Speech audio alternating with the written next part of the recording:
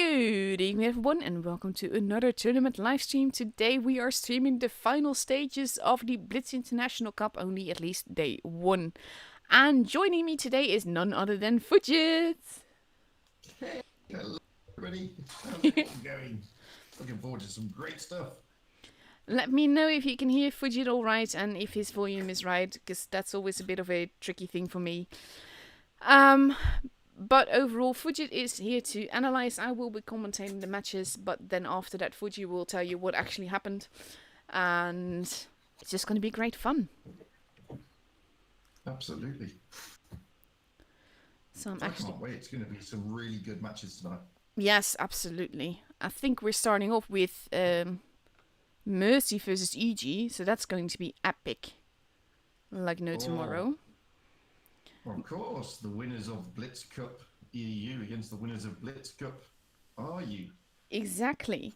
But more than that, and I know that a bunch of people are watching this stream just for that, we're going to be giving away some prizes today.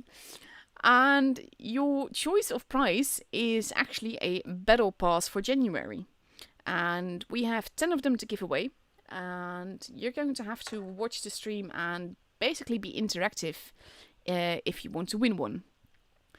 So what we've actually decided to do is that you are going to have to guess the damage that Mercy does in the very first battle today. And like the whole team. And when I say begin in the chat, then you start posting your in-game name, your server and your guess. If you guess more than once, you're disqualified. And so just don't spam. Just post once what you think the damage will be.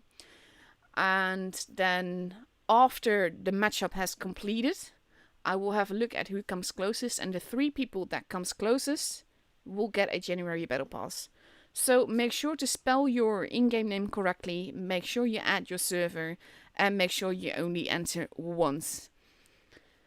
That's basically it. It's not that complicated. But just don't spam, enter once, in-game name, server, damage guess. And it's for the whole team of Mercy that you expect them to do in the first battle. And I will say stop when the battle ends for us. And that means because of the 3-minute delay, no one will have seen the ending yet. So only guesses between my saying begin and my saying stop will count. There you have it. Do you think they understand? Just for clarity, that's you saying start and stop in YTube chat, yes? Yes. Yes. So actually typing it in, then I think it's pretty straightforward. Yeah. In the meantime, my game is being very slow. But I'm in the room. That's a benefit that we didn't have the other night with Rolling and I. Oh, there was a lot going on then, wasn't there? Yeah, we were struggling to get into the room, and then he had a dysfunctional coffee making machine. Oof. But he smacked it and it became functional again. Oh, that doesn't sound very promising, honestly. Oh, hello, Alexandra. Thanks for popping in and saying hello. Yay. Hello, Alexandra. I'm just going to show... We have like some of the best graphics I've ever seen for any tournament that are being made for this tournament. It's absolutely amazing. Right now I'm showing the Last Chance tournament, what happened with that. With Loka and Raid going through to the top 6 and C4 and Win being knocked out. I haven't actually seen those matches because I had something else to do that night. But you've seen them, haven't you? Me, yes, I've seen them. They were. I mean, Win were giving it a good fighting chance. To be fair, they almost got there. They took it to the decider, but they just couldn't seal the deal, unfortunately. But as I said on the night, and as Rolling and I both agreed, they were coming into a tournament rather cold, where the other teams had been into the Blitz Cup, which is a big build-up, preparing for a major tournament, and it was only a couple of weeks ago. Whereas Win weren't doing the preparation. They weren't doing the trainings. They went cold. They weren't exactly match ready, so to speak. So, and they, let's be fair, they were top 5, not top 4, but with Legion doing what Legion are doing, they were the next in line to enter into this tournament. And let's be honest, most clans at the last minute wouldn't have turned around and said, "Oh yeah, that's a good idea. Let's do that."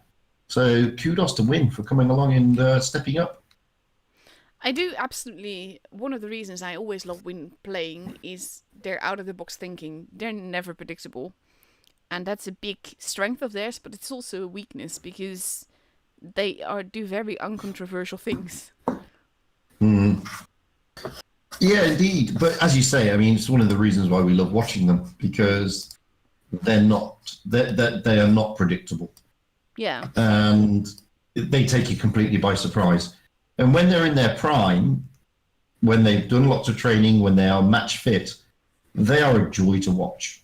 Absolute joy to watch. Absolutely. And the likes of Killer running around in his Vickers, for example, is just amazing to see.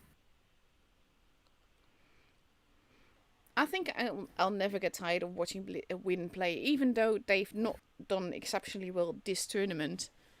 They're just so much fun. Exactly, but the thing is, as I said, I mean, it's like any professional sport, and these are professional sports, realistically. If you're not training constantly, or you're very cold and you haven't got the edge anymore, it's difficult to fight against this level and this caliber of team. And don't forget, these are the top 4 clans for 2 regions. It's CIS and EU.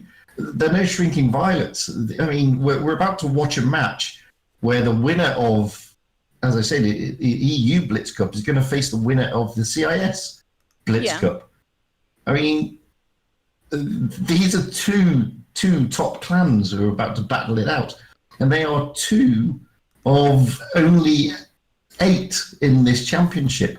So Win coming in very cold and not playing a lot of tournaments is a disadvantage to them. So it's hardly surprising that they didn't do as well as they normally would, to be fair. True.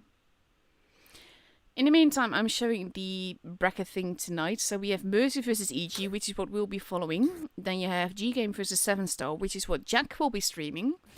And then we will be streaming the loser of Mercy versus EG versus Loka. And Jack will be streaming the losers from G-Game versus 7-Star versus Raid. And then we still have another match to go, but we don't know who's in that yet. So there's not really any point in calling that out. So with 2 minutes left to go, I'm just going to quickly recap what you have to do if you want to win one of the battle passes that we're going to give away. When I type begin in the chat, you will type your in-game name, your server, and the damage you guessed Mercy team as a whole does the first battle. Then, after the whole matchup is done, I will look at it, but I will post stop when the battle has ended for us. With the 3-minute delay, that means no one will have seen the actual result yet, so that keeps it fair.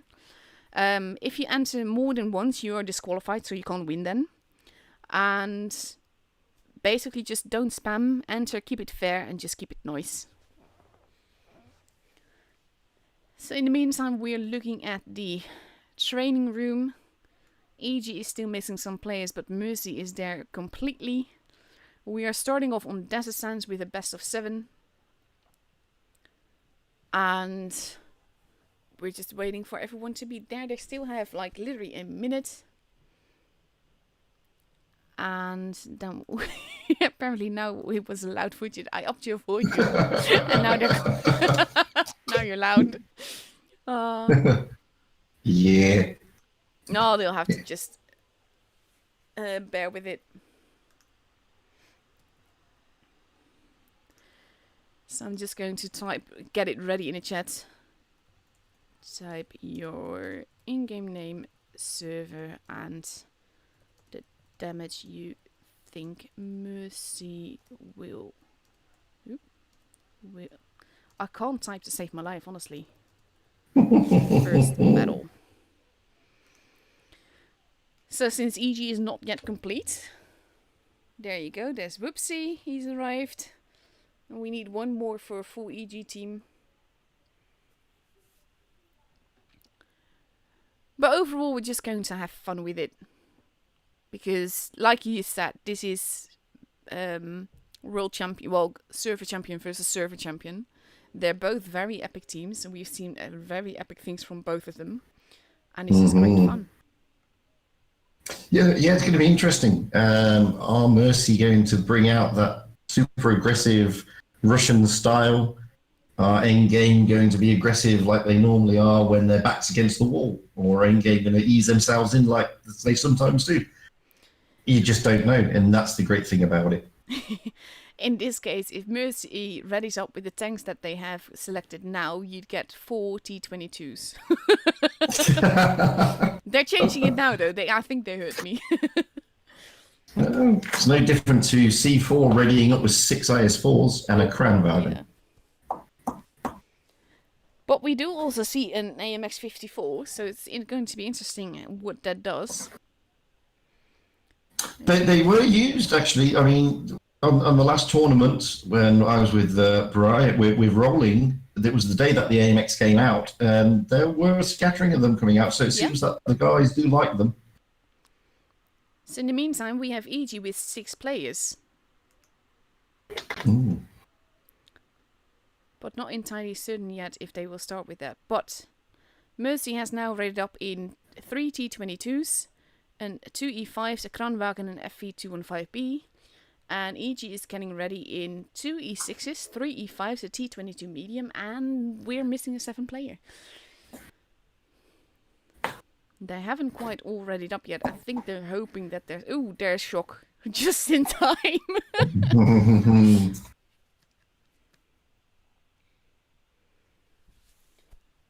So now he just has to... There you go, he's readied up. He just needs to be moved in. And then all of EG will be ready.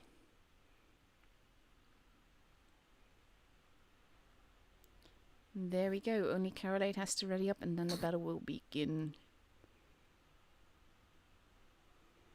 Dun dun dun dun.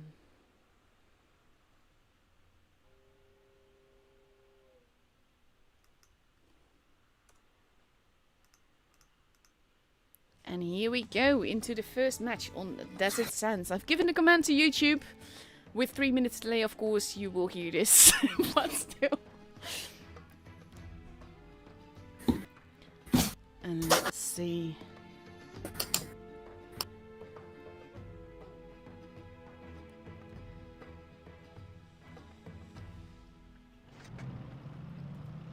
Loading in a little bit late as per usual, but we see Mercy completely focusing on the desert side. EG heading a bit more into the middle, but Carolade does take a hit, as does Crocodile. Lots of lines of fire, but overall not that much damage has been done yet. We have the E6s in the middle of the desert for EG, and they're pushing quite aggressively. 444 is taking some damage getting there, but now we have a Kranwagen versus them, and that might not be the most healthy thing for EG, but he seems to not have a shot because he's pulling back. Lines of fire happening as he does so. It's sort of like a trap, and now Whoopsie is actually aggressively pushing forwards, leaving that position and going straight into the cap.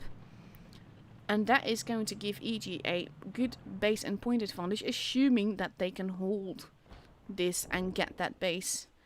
They're capping now with 3 people to make sure they actually get that cap, but it's sort of like clutters your team together, so that's always a bit of a weakness. Mercy, however, has pulled into the city and is now coming up. No, not necessarily coming up. Some of them are going into the middle of the desert again, and 444 is going to go towards the blue spawn. Winch taking a hit there. Now EG is losing some HP, but they're definitely pushing. Carolade not looking too healthy, but Crocodile is actually the first one to go. Right after that, Carolade dies as well. Winch taking some shots. I think that with the T-22 crossing over towards the blue spawn, EG saw their chances and just started to go for it. So we've entered a big giant brawl now. And There's lots of tiny little bells here going on. Not really all that much focus fire. Shock is almost dead. Pashok and Vertuxon are dead. That gives EG a big gun advantage, but they do have some very low HP targets. Shock has been taken out. Orca is not looking too healthy. There goes 444 though, and there goes Orca, but it is still 4 versus 3. 3 versus 3 now. And it's all about the focus fire here, with Kraft running away into the line of fire. He's taking lots and lots of damage, and Whoopsie is moving in to take care of him. Then we have... Oof, Kraft has been taken out. And then still 3 versus 2. If they focus fire, Winch is not looking too healthy. He does get taken out. But overall, HP-wise, EG has a big advantage here. And there we go. Only one tank left for Mercy. And Whoopsie and Nicolade are dealing with him quite stiffly. Actually tracking him as well. And they might still lose some hit points. No, they don't. There goes Nerf, and EG wins the very first game.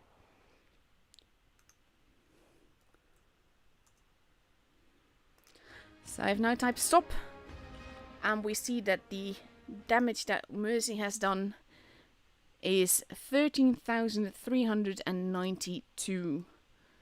So the 3 people closest to that will get a battle pass. And everyone that typed their guess after my stop is not going to be able to enter it. But what a first game that was. It was relatively close, a lot closer than I thought it would be. But I think the T22 from Mercy going through the blue spawn is actually what cost him the game here. Because it was just...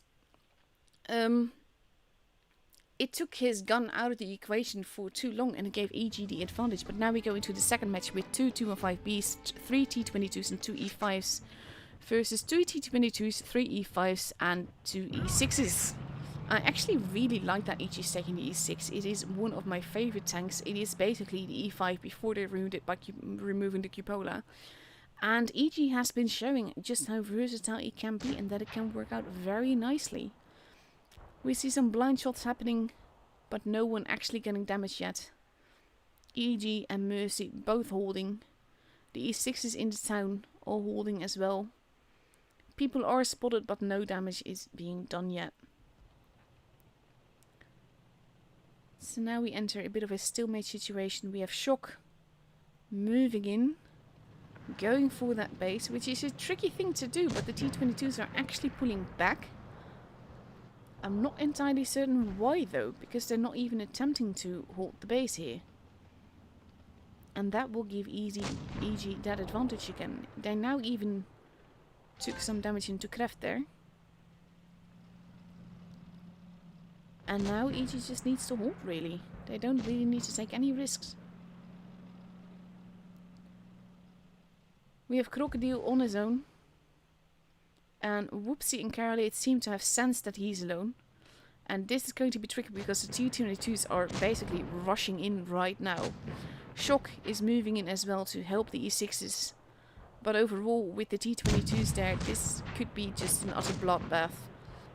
Shock has lost a bit of HP here as well.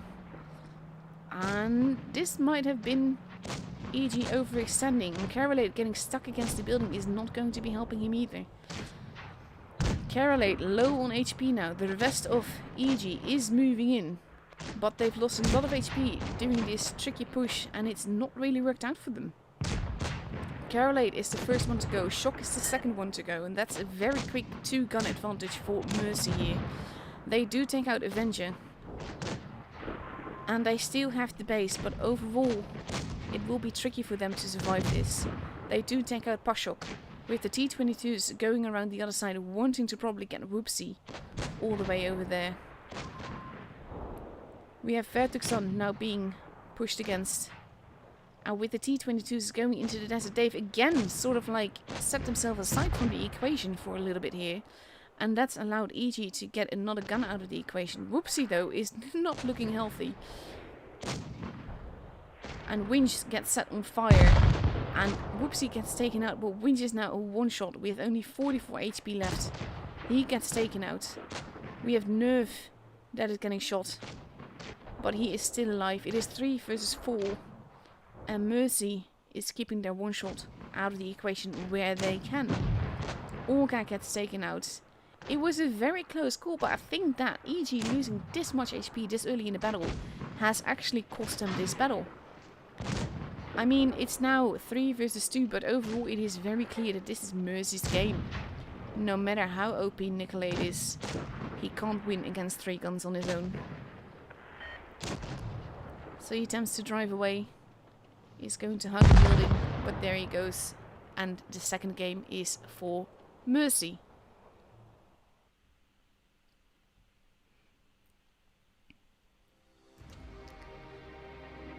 So sort of like damage-wise, it's reversed now with the numbers between the teams, and that for me kind of goes to show how close it is. But in this case, with EG pushing Crocodile with their E6s, if it could have worked out well, it had not Mercy's T-22s already guessed that this was going to happen, and they regrouped so fast that it was impossible for EG to hold. So now we are moving on to Port Bay for the third battle of this best of 7. And we just have to wait for everyone to ready up, really. But this is like, these are the kind of matches that I stream tournaments for. It is so close. I mean, I enjoy more of the tactical aspect and just people trying to read each other's thoughts. That's why still the offline finals in 2019 between 7-Star and Rain were just like sublime for me.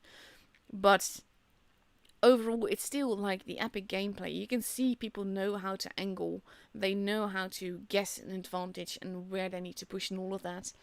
And it's sort of like smelling weakness in your enemy, and then they make it work. And that's what EG did the first game, and that's what Mercy did the second game. And it almost looked to be... Sorry. It almost looked to be going against Mercy there a little bit. But it worked out beautifully. And I need a cough drop. In the meantime, we see Mercy now having readied up with 2 T-22s, 2 E5s, 2 Kranwagens, and a 215B. And EG is still readying up, so we don't quite know yet what they will be driving. But we see a 113. There we go. Always charming to do that on stream. But we see a 113, a Kranwagen, an IS-4, an E100, a T-22, and an E5, and potentially another Kranwagen. They don't generally have a lot of time to ready up between the battles. So here we go, probably now that everyone is readied up. And there we go. Dun dun dun dun.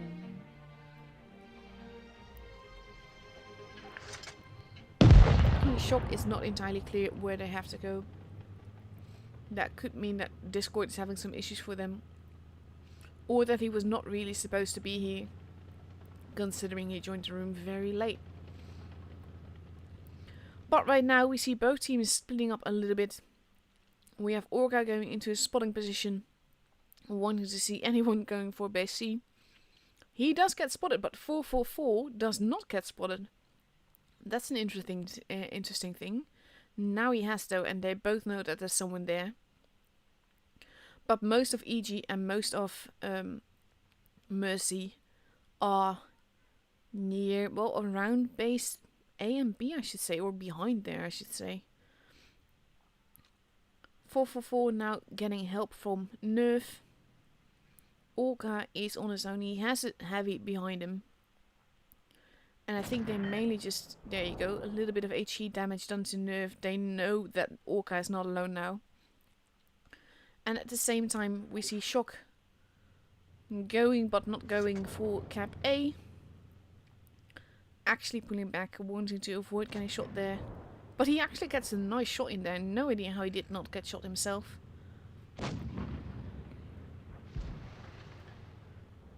And Shock is now not necessarily pulling back. He's holding there. But it kind of means that none of the bases can actually be used here. Because B is being watched over. A and C are both locked down. Vertixum losing a little bit more HP. C is now being taken and is currently unspotted. He is getting shot at, but he still has the base. Now he has been spotted though, and he's moving out of the base again. But he keeps trying it, and with the Kranwagens behind there, it will be very difficult for him to actually pull it off. But they know that there's people behind there, they just don't know who. The Radicals moving in and immediately getting Kranwagens. He won't be able to go back in time not to take those 3 shots. An all-shot span. Base C being taken again. And now they've actually captured it, and that means that Mercy has an advantage, and all they need to do now is hold that base and hold their tanks basically. Shots happening, but now EG is at a disadvantage. Crocodile, having been spotted, takes damage as he crosses over. Mercy is going to rely more heavily on base C, but I think that EG knows very well that that does not mean that A and B are unprotected. Radicals losing more HP here, and a bit more. He's in a terrible position, even though Kraft got absolutely punished there for shooting him. But Radicals is basically stuck, he can't go anywhere. Kraft pulling back. EG knows they need to get the bases to avoid the advantage going up all that far. And now they're getting base A, but in this stage it's Mercy, they don't even need to bother with it, they can just let them take it. Base A has been capped, but it does not give AG the advantage. They still are like 170 points behind, which is a lot of points. The Kranwagens have moved now, however, and they are moving into base B here. If they manage to cap that, and they're capping it together, and they're getting shot from both sides, that's actually brilliant gameplay by Mercy here, which means they can't effectively cap it. No matter how they try, with the T-22s behind them and the Kranwagen and the E5 before them. And this means we see action all around. Oof, Nicolay get absolutely wrecked here. Winch not in too good a position. And EG is going after Vertixum, but they're going to lose Winch here. And there's nothing they can do about it. In the meantime, Mercy has also stolen base B, so they have a gun advantage. And they have a base advantage here. Radicals still not looking too healthy. With the T-22s that are now moving in. Going straight for Radicals, not caring who else is in their way. They just want him out of the way. And of course the IS-4 does get a troll bounce. It is now 4 versus 4. But Whoopsie is hopelessly outnumbered on one side. We have Pashok running away on the other side. And the E100 with the big damage that it can do is getting absolutely massacred here.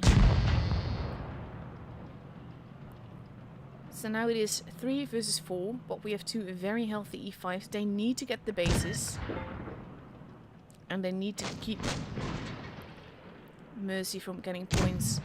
The 113 is moving in, but in this case they need to move in and shoot people together.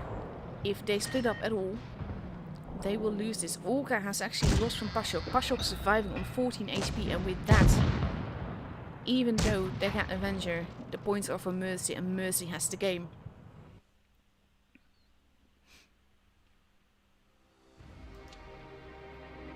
What a game that was, though. Again, such a close call, and basically, I think in this case, Mercy handled it very well. They just held very steadily, and EG just that tiny bit too chaotic, and that's in the end what cost him the game. They were too singled out here and there, and like, I'm not saying that that's a very big mistake, because the mistakes tonight are tiny.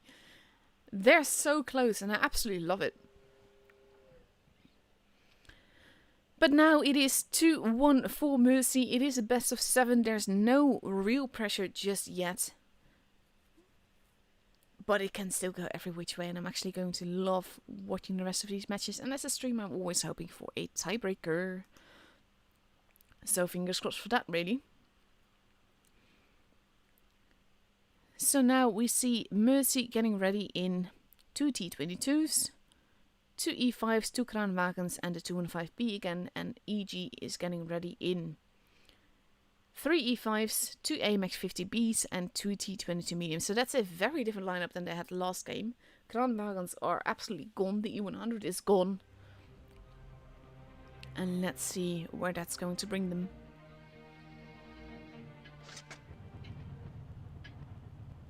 So let's see.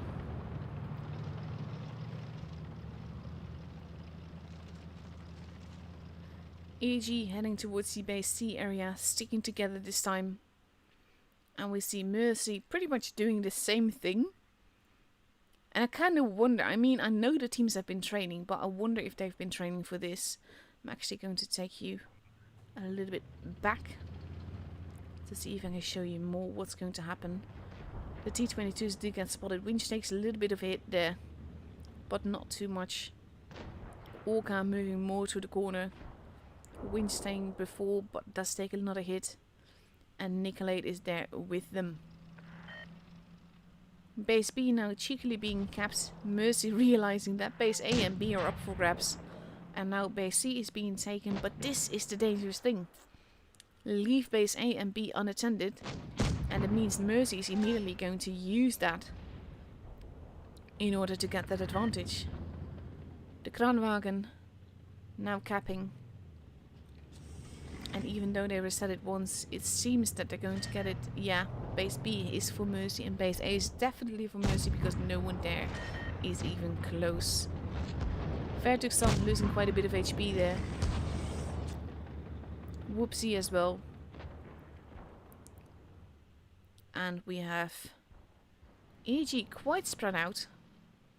Mercy regrouping. They just need to hold again. That's all they need to do. Caroline taking a hit there. Radicals trying to spot without getting murdered. But this is Mercy as I've grown to love them, honestly. Just steadily, tactically going in and holding. The AMXs are back there. They want to get the shots in. But at the same time, they need to be careful because they're so juicy. Carolate getting tracked there. That's always a bit of a dangerous thing, but he pulls back now. And it will be up to EG to make a move. Question is, where will they move it? Nicolate losing a lot of HP there. Radicals a little bit more as well.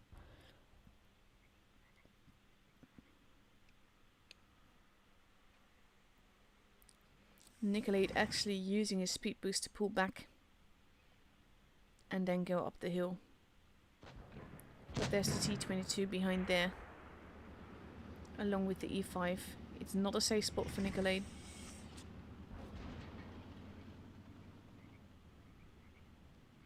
Carolate pulling back. Pashok moving in.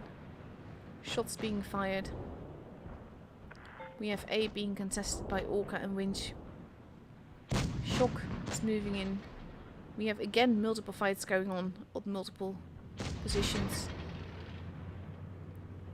Shock pulling back behind the building. Almost having reloaded.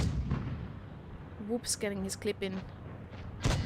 But versus the Kranwagens, it's going to be very tricky because he's not too healthy and Shock and Carolate both get taken out. And again, Mercy wins on points because EG is waiting too long to make a move. Whoopsie actually gets set on fire there at the end, but Mercy has already won. And now the pressure is on. Because look at the difference in damage. EG lost 3 tanks, which actually pushed Mercy over the 1k border. But there's a lot more damage on Mercy's end as well. They were slowly but surely bleeding EG here. And it's like, this is not the EG I'm used to, because there's been like 2 games now where EG is hesitant. And even though I get that you're not going to rush at this level and all of that, but waiting too long to make a push is something that I don't expect from EG. Yeah. It didn't work out for them. So now Mercy's up for a potential match point. That's always the tricky thing and a very important thing as well. Because that puts the pressure on EG. If they want to win, they have to win 3 in a row. Whereas Mercy only has to win 1 more in order to go through to the upper bracket. Of course, with this being a double elimination, that also means that if EG loses this, that doesn't mean they're out of the tournament just yet. They still have to fight against Loka then. But they might make it back through the lower bracket. Now EG is ready for Vineyards with 2 E5s, a Kranwagen, a Vickers, 2 1-2-1s, and potentially not a Kranwagen. That's a very controversial lineup as well. And there you go, the Kranwagen has become an E5. And we have Mercy now ready with 2 T22 mediums, 2 mice, and 3 Kranwagens. So that's a lot of arm to take. So let's see.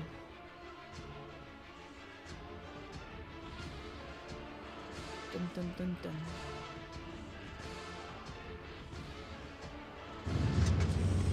And here we go into the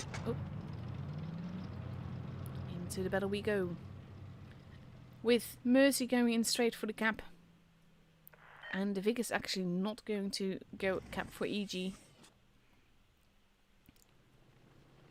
He seems to be going for a very aggressive spotting route. Wanting to see where everyone is. EG following him. The E5s are there. Base B has been kept. Base A is being kept by EG. But they have a very forward position here. But with all of Mercy's guns there, this is a very tricky thing to do for Carolade.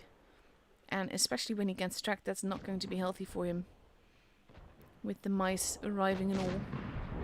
Carolade getting tracked again. Excellent tracking shots here by Crocodile. Now we have the T22s going after Nicolade. Carolade not looking too healthy. Whoopsie just got absolutely hammered there. And is taken out almost instantly. Avenger is gone. Carolade is gone. EG is at a gun disadvantage here. Radicals getting set up on next. They want to get Kraft out of the way, but we have 444 now moving in. And that gives them a big DPM advantage. Radicals almost gone. Getting hugged, but still alive. EG playing it very aggressively, but it's not working out for them. Radicals is taken out. Nicolade is taken out. It is 6 versus 3. Shock is also not in the best of positions. Getting set up on by multiple people. Winch is getting shot a little bit, not yet focused on just that much. But Shock is taken out. We have Orca almost gone. And he's not going to survive for much longer. He does get another shot in, but there he goes, and Winch follows straight on after. And Mercy wins the match. They're through to the upper bracket.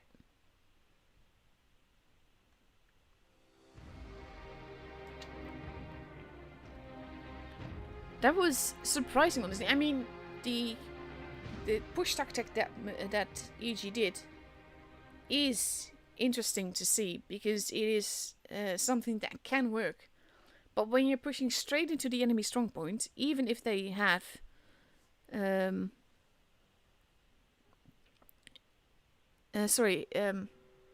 got a message. I got distracted. But that's a very interesting thing to see, because if you push into the enemy's strengths, basically, that can work against you. In this case, EG pushed but didn't push hard enough, which allowed the mice to just come around and start soaking up those shots. And it's never good if you have to focus a mouse that early on. A very quick battle this, only 2 minutes and 20 seconds at that. But overall, Mercy just played absolutely beautifully. And again, that doesn't mean EG played bad. They did not. They're still EG, and they're EG for a reason. They won the EU server and all of that. But it is tricky, and when you are up against a clan like Mercy, you can't really afford any mistakes. And as you can see, Mercy punished each and every mistake that EG made. So I'm going to guess we have to wait a minute or two more before Fujit can join us. He will be watching the stream with the delay before he can analyze for us. So we'll just wait for him to hop on and join in. And until then, I'm just going to have a quick look at what's happened on the other match. Let's see. Means I need to start Chrome actually, because then I can show you as well if it shows anything on the website. But it also means we need to be patient because my laptop always has issues with stuff like this.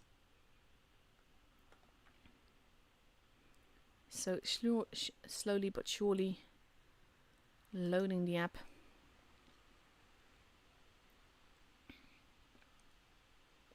And not sure if anything is known yet.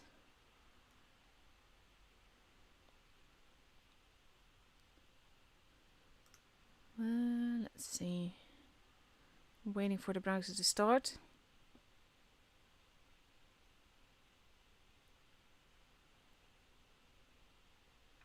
No, it's not actually shown here yet. So I can't really tell you anything yet about how the other team has done. It's not posted anywhere yet, so we'll just have to wait for that.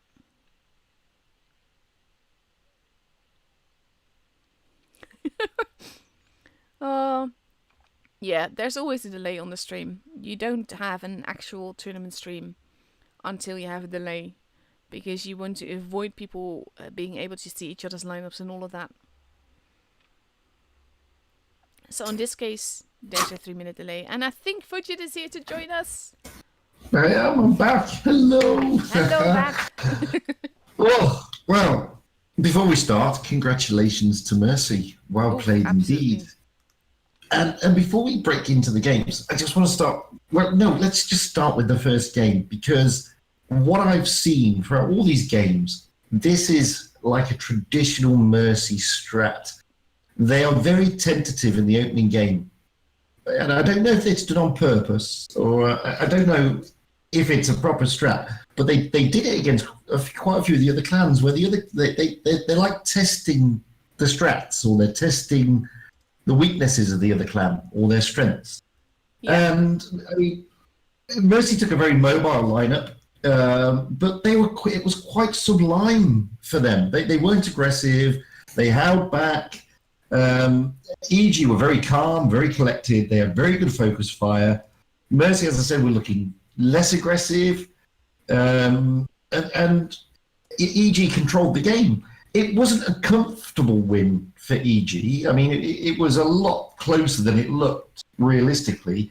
But, I mean, it was just like Mercy just sat back more than they normally would, and allowing Endgame to really get into their groove. Then we go into the second game, and it's a completely different game, a completely different Mercy. And they are more composed. And if you notice, it's another one of their type of strats.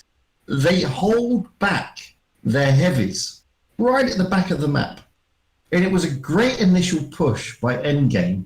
And they pushed onto Crocodile, who was just off the B cap area. And as soon as Endgame had the advantage, or so it seemed, and what people don't realise is we're seeing the whole match. Endgame won't see all the tanks on the field like we do. Mm-hmm. So Endgame will see Crocodile of Mercy sat there, all isolated, all alone. They send, I think it was 3 tanks to that position. They surround Crocodile, thinking, "Yep, we're going to take him out of here." And then, bang! All of a sudden, there are a shed load of heavies from Mercy come rolling in from the back of the map, able to counter push back on Mercy. They do a great counter push, and then they continue that push right onto the railway bridge, straight into the desert, and they just changed the entire equilibrium of that game. And I think they caught Endgame off guard a little bit.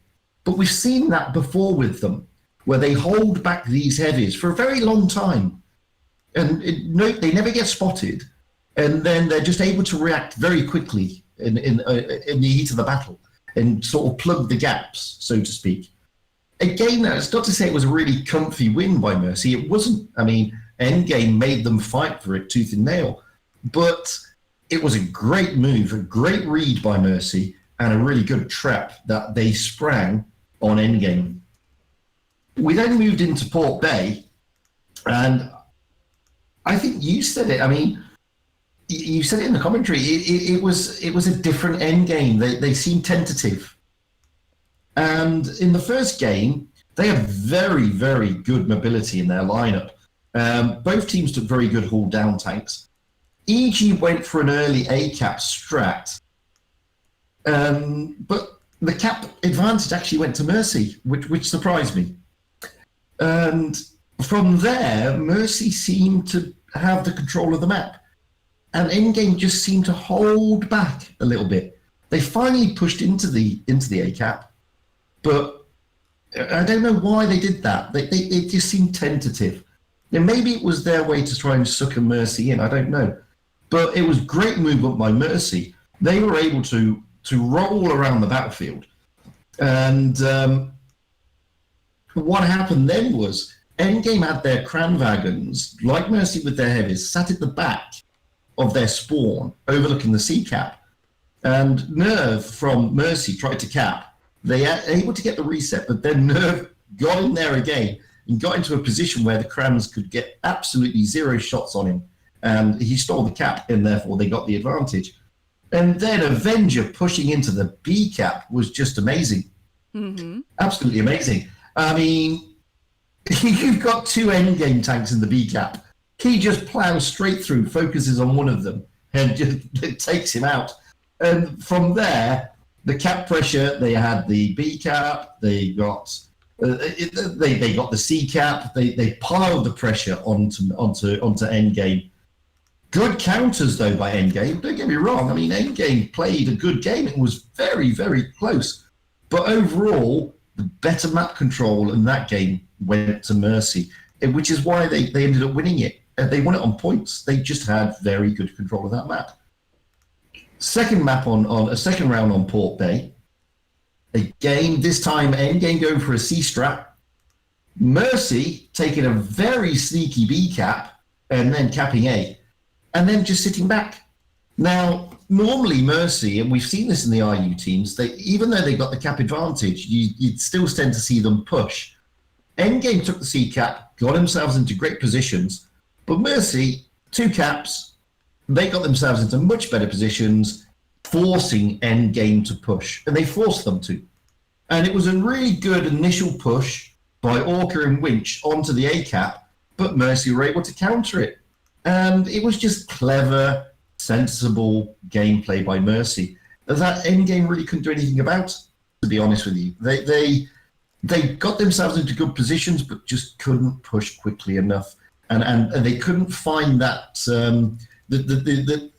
they couldn't find the weakness in Mercy's defense of the caps, to be fair. Yeah. And then Vineyards, wow. I mean, Vineyards, we've seen this strat a lot of the times on EU, where you push tanks down that river area, try to get onto the B cap area, to not to cap it, but just to put pressure on the other team. And that's what Endgame did here, and there's nothing wrong with that. We see it a lot in EU. The thing was, it was the way Mercy had positioned their tanks. So their tank positioning, it was as if they anticipated it. So as soon as Endgame got under the bridge towards the B cap, big rotation by the Mercy heavies, isolating poor old, I think it was Carolade and Whoopsie, piling on a mound of pressure.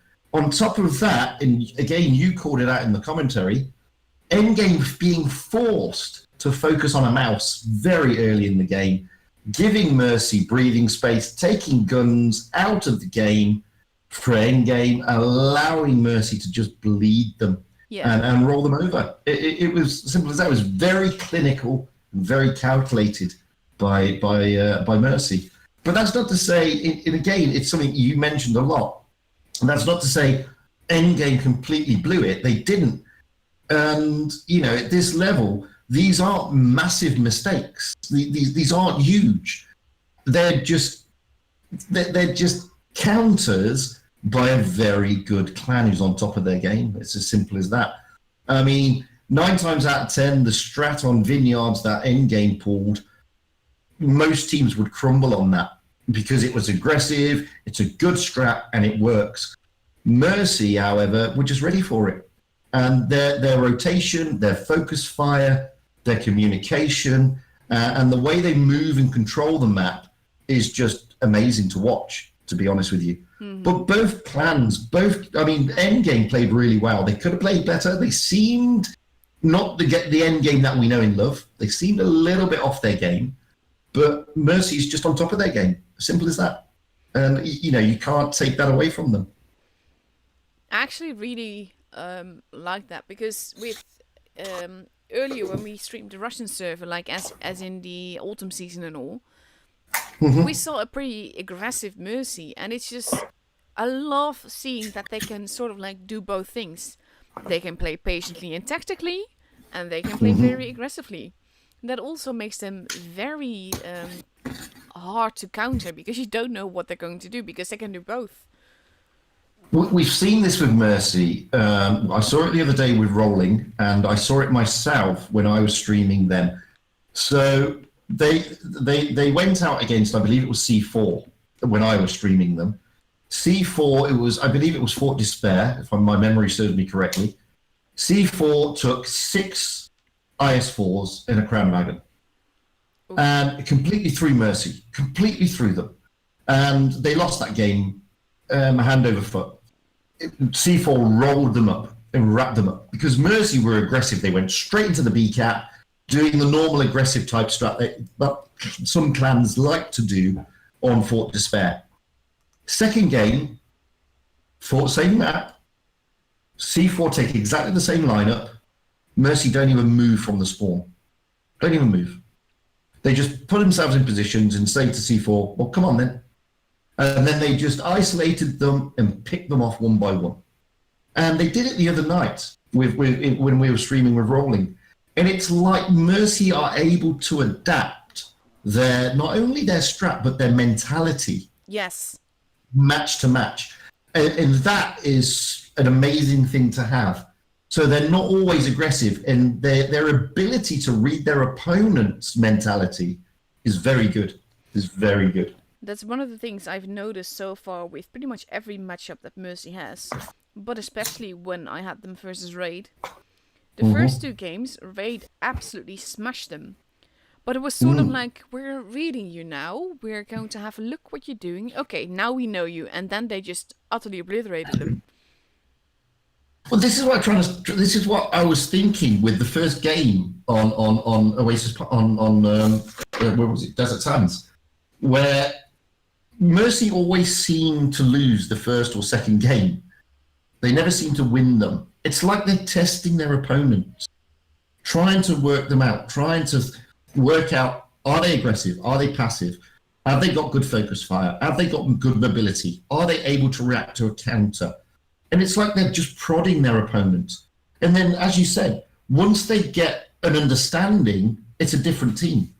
Yeah. With a different mentality and a strat to match the opponent, not the map. Exactly. And that just, it's sort of like you gain a whole new level of respect for them when you see them read like that. In the meantime, by the way, we have our winners for the first giveaway of the January Battle Passes. And there were actually 2 very close calls. Like, Mercy did 13,392 damage. And we had a guess for 1,319 and 14. And 1,319 and 85. So that's less than 600 points away. So, winner is Mutsu Senpai. Yuyuko Juji, probably pronouncing that all wrong. And Kaiser Battle King came 3rd with a 1,391 point difference. So that's still pretty close.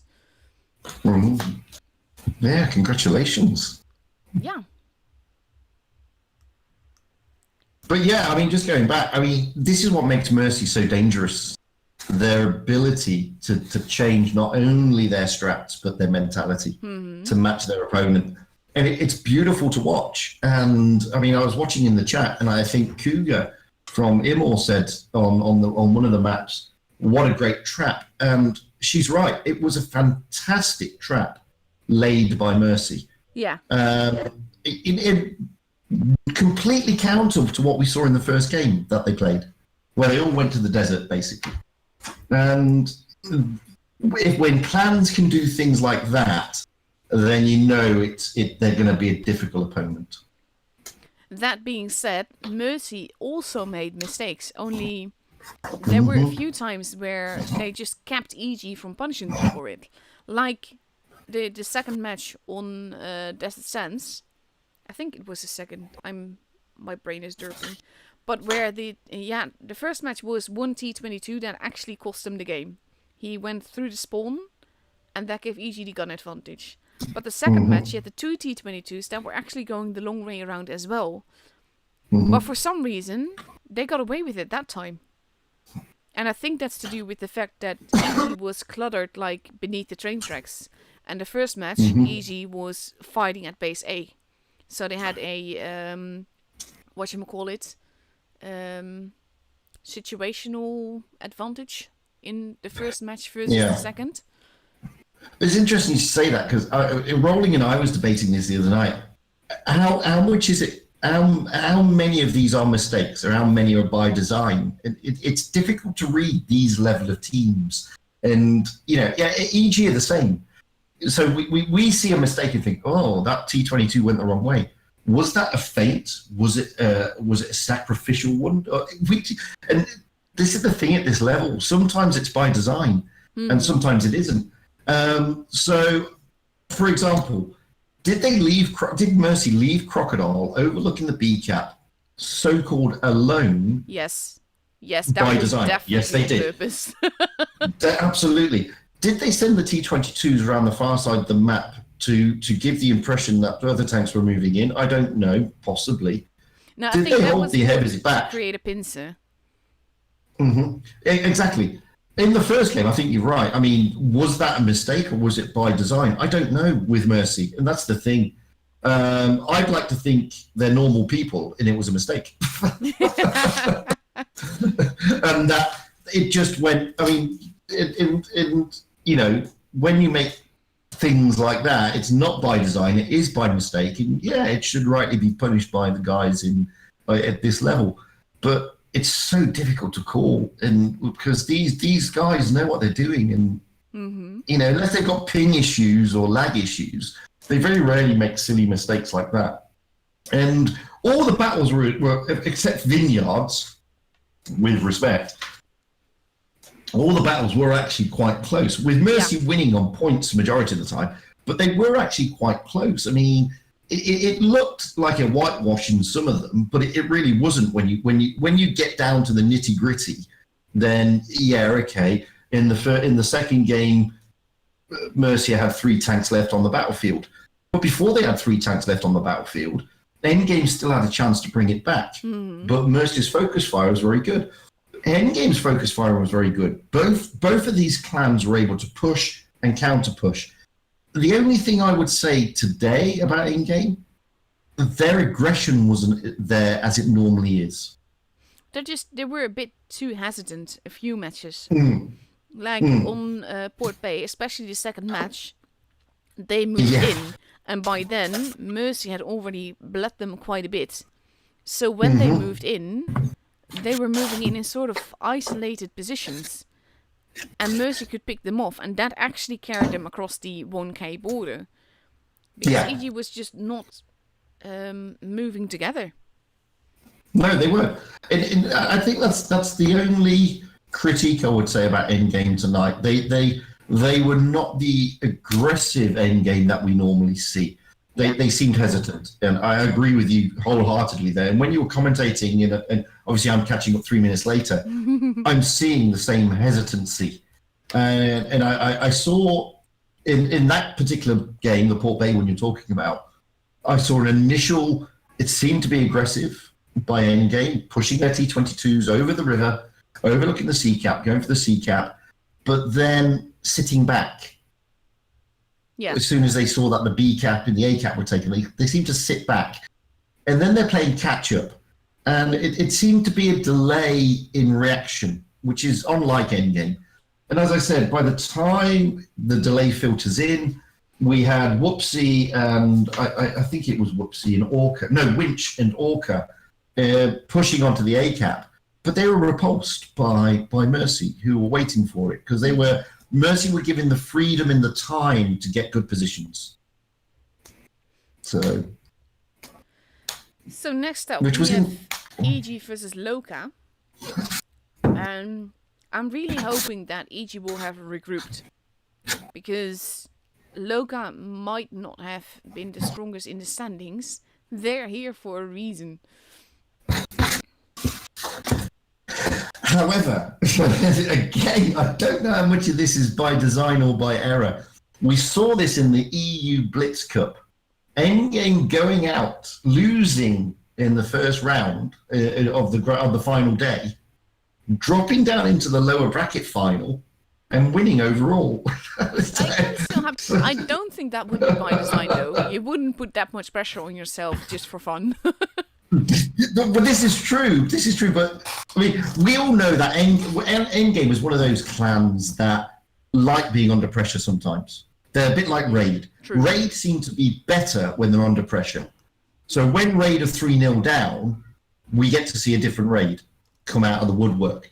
And they did it the other night with Loka. They didn't win, but they were 3-0 down, and then all of a sudden they take it to a decider. Endgame can do that as well, and they seem to be that just up their game when they're under pressure a little bit. It's very bizarre how that works, but some clans are like that. And to be honest with you, I think Endgame will be quite relishing the thought of going up against Loka, maybe. I think so, maybe, yeah. Not sure. As you said, I don't think it'd be by design, but because there's a lot of pressure to put on yourself. But it's not unfamiliar territory for Endgame. In the meantime, just to announce, by the way, we're going to do the same thing for this matchup. When the first battle begins, I will post begin. And you can post your in-game name, your server, and the damage you think Loka will do in the first battle as a whole team. So the whole damage that the team does together, that's your guess. Again, only enter once. If you enter multiple times, you get disqualified. And yeah, good luck. And the prizes, of course, again, are 3 January battle passes. If you've already won, for obvious reasons, do not enter again.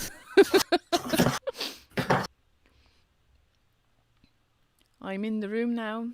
We still have like 8 minutes to go before we actually get battles, but still plenty of time left. And I wonder, actually, let's have a look. 7-star lost from G Game. So they're actually going to go against Raid now. And it's actually quite funny because we've been doing this whole guess who's going to win thing. And before today I was leading. I'm pretty sure that I won't be that I won't be at the end of this battle this night here. But still, it's going to be fun.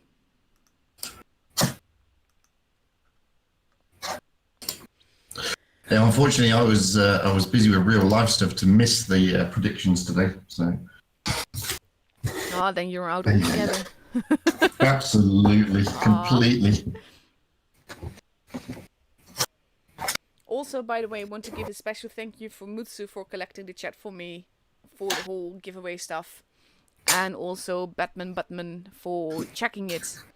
And it's sort of like, it's very nice because I check it and then I get my results and then I compare it to his, and it's sort of like my double check.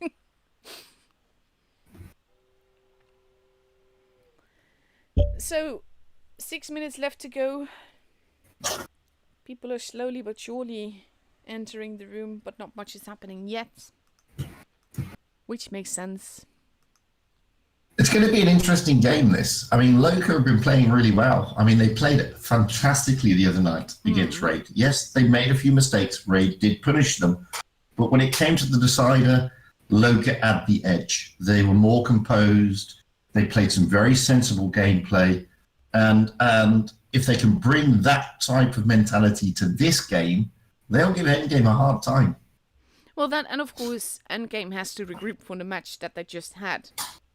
Because even though most battles were close, the last one wasn't. And that's the feeling you end up with. Yeah.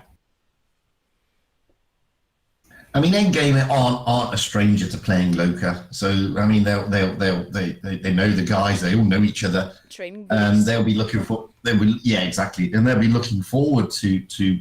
Well, both teams will be looking forward to turning each other over, to be honest. Yeah. As I said, if Loka can bring the mentality and the composure they had in that deciding battle they did with Raid the other day, it will be a very interesting match, and it ain't going to be an easy ride for Endgame. Definitely. And also the pressure is on here, because whoever loses this match is out of the tournament. Oh, is it? Oh, yes, of course. And the same goes for right. Raid with the 7-star. Yes, you are right. So yeah, it is a big thing. It's a big thing. So it'll be interesting to see. Absolutely. I mean, Loka. I mean, I have a soft spot for Loka. They've always been a team that is almost there. Yeah. And I keep saying it's time for them to step up. It'll be time for them to step up, and time for them to step up. And they get to this position. And then they just can't seem to get past this position where we're at now. And I hope they can get over that tonight. That's not to say I don't like Endgame. I love Endgame. I think they're brilliant to watch. I think they're fantastic. One of the best, the best clan that we have on EU at the moment. I mean, it's just, I don't want to see them go out. It's sort of like at this stage, I think we don't really have favorites. We love all of them. And we love seeing them win, and we hate seeing them lose, regardless of who it is. Absolutely. Absolutely. So we still have a few minutes left to go. Both teams currently have 3 or 4 players, so that's not enough to start a battle with. But anything can still happen. And same for me. I have a soft spot for Loka, but of course, it is my baby. Like, I made Loka. I hate years ago. And for I will always have like a soft spot for them. But also, like you said, it's like kind of being always the bridesmaid, never the bride. They're so close. But that being said, the Loka we see this year is the strongest Loka we've ever seen. Oh yeah, they're incredibly strong. Incredibly strong. And, you know, they can do it. They really can do it. Mm-hmm.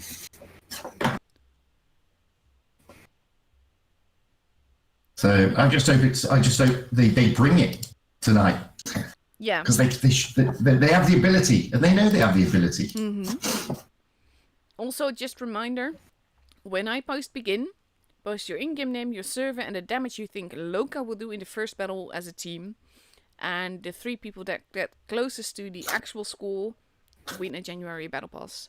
Only enter once. If you enter multiple times, you get disqualified.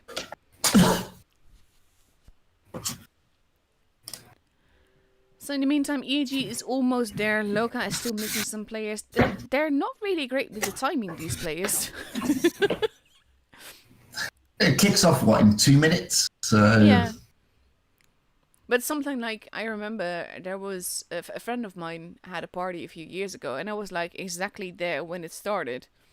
And then I heard a boyfriend come to the door. Who on earth arrives exactly on time? And I heard my friend say, Jay, of course. Yeah. She knew me. But I will always be early for appointments. Yeah, I mean, generally most people are. But, I mean, we've got a minute to go. And yeah, I mean, I think they're given, 2 minutes? Or is it 2 minutes after kickoff time to be ready? I'm not entirely certain. I thought they were supposed to be ready at kickoff time. I mean, overall, they do are a bit lenient. It's currently 6 versus 6. So technically they could go ahead and go with it, but still. But still, yes. But they have 1 minute left. In this case, we're missing Whoopsie for EG. RG has just arrived for Loka, so Loka is complete now. So, well, with that, I will join you on the other end. See you soon. Enjoy the battles. Ooh, I've no doubt I will. So, while the matches are supposedly beginning now, which they're not, we see Loka getting ready in potentially 3 E5s, 2 T22 meters and 113 and a Kranwagen, assuming they already up with the tanks that they have now. EG, however, is still missing Whoopsie, and I don't think they want to go into battle with that. But we see 3 E5s, a mouse, a Kranwagen, and potentially another E5. Loka is changing their tanks around, but they will almost be ready now. And we're just waiting for Whoops to join. Can you just imagine the panic on EG's voice chat right now, though? Because Whoopsie is always one of those callers. He knows what he's doing and all. And there comes Whoopsie. There you go. He's on time. Sort of. Loka now finished readying up in 2 E5s, a 113, a 205B, a T22 medium, and 2 Kranwagens. And EG is going for 3 E5s, a mouse, a Kranwagen. And let's see what Carolate and Whoopsie are readying up in. Dun dun dun dun.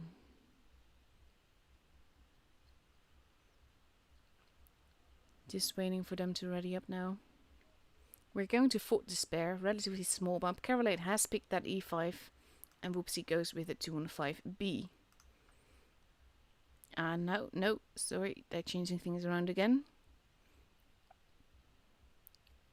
We now see 3 E5s, 2 Kranwagens, a 205B, and a mouse.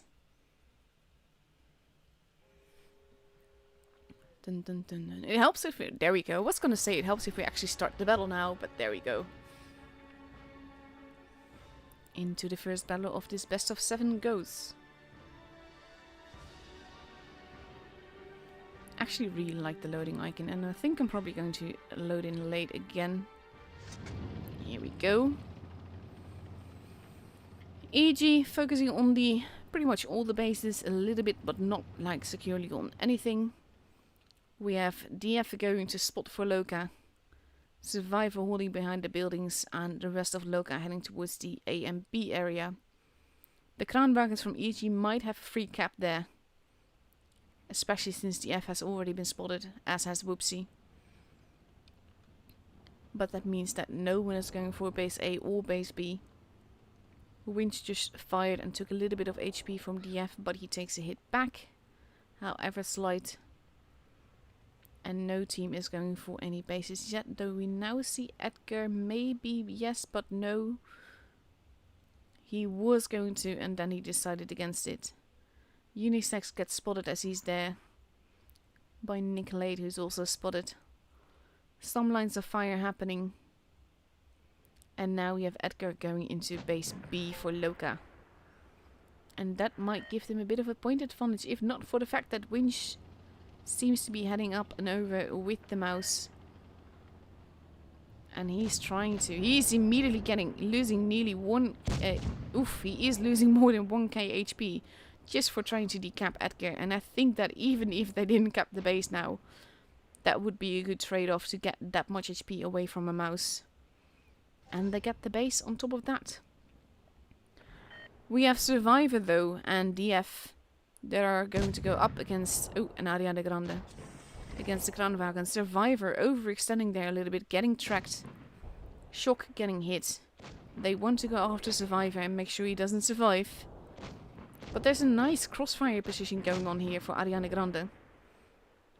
And we have Carolate having lost quite a bit of HP. The rest of EG is now moving in, sensing they have a advantage over here. But the rest of EG is right there, and that gives EG a big gun advantage near base C here. Survivor does not survive any longer. And EG is basically keeping Carolade safe here. The rest of Loka is now arriving, but they've lost quite a bit of HP here. And we're sort of like entering a F-Fest, where they're just all close together, and people just seem to not die. Carolade's still alive, but I'm shocked has been taken out. Vano has lost quite a bit of HP. Carolade is still alive. Ariana Grande actually gets taken out before Carolade does. We have a 1-1-3 versus Winch. Edgar gets taken out. Unisex is not looking too healthy. Nicolade is not looking healthy either, but is still alive. Vano takes a hit there.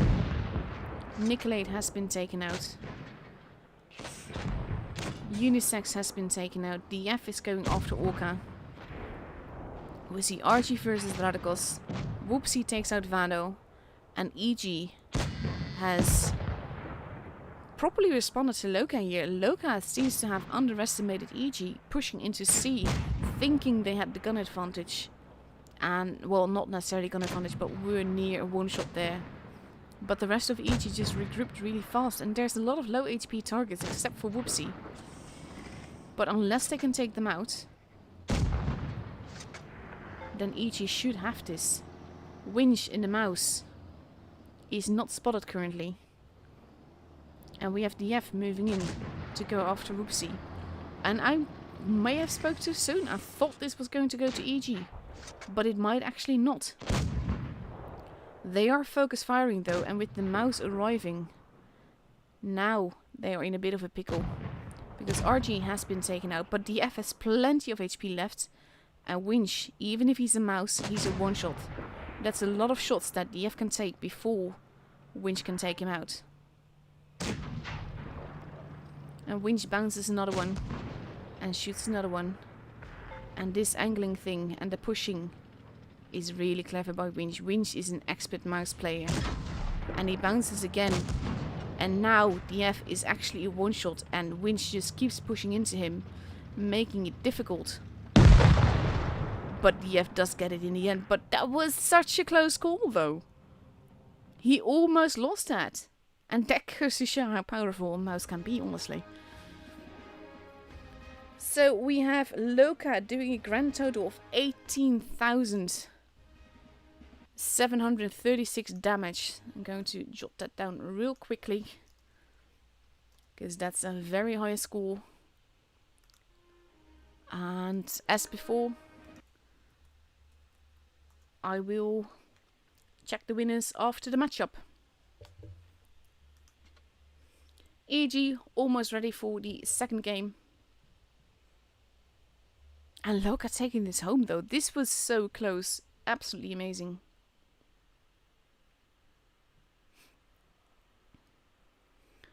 EG now completely ready with 2 Kraanwagens, 3 E5s, 4 E5s even, and a 215B. And Loka is trying to decide what tanks to take. They seem a bit uncertain here.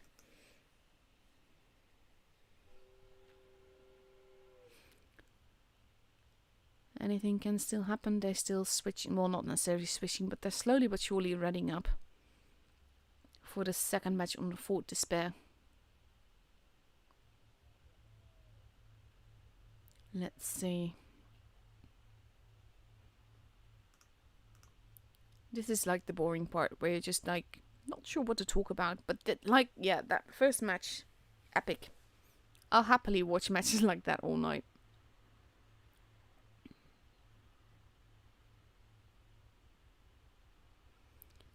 So let's see. We see an E6, we see a 113, we see a 215B, a T22. Oh, not, they're still changing things. They don't have this much time though.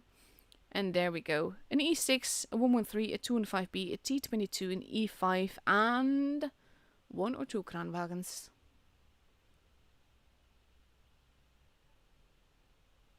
Let's see.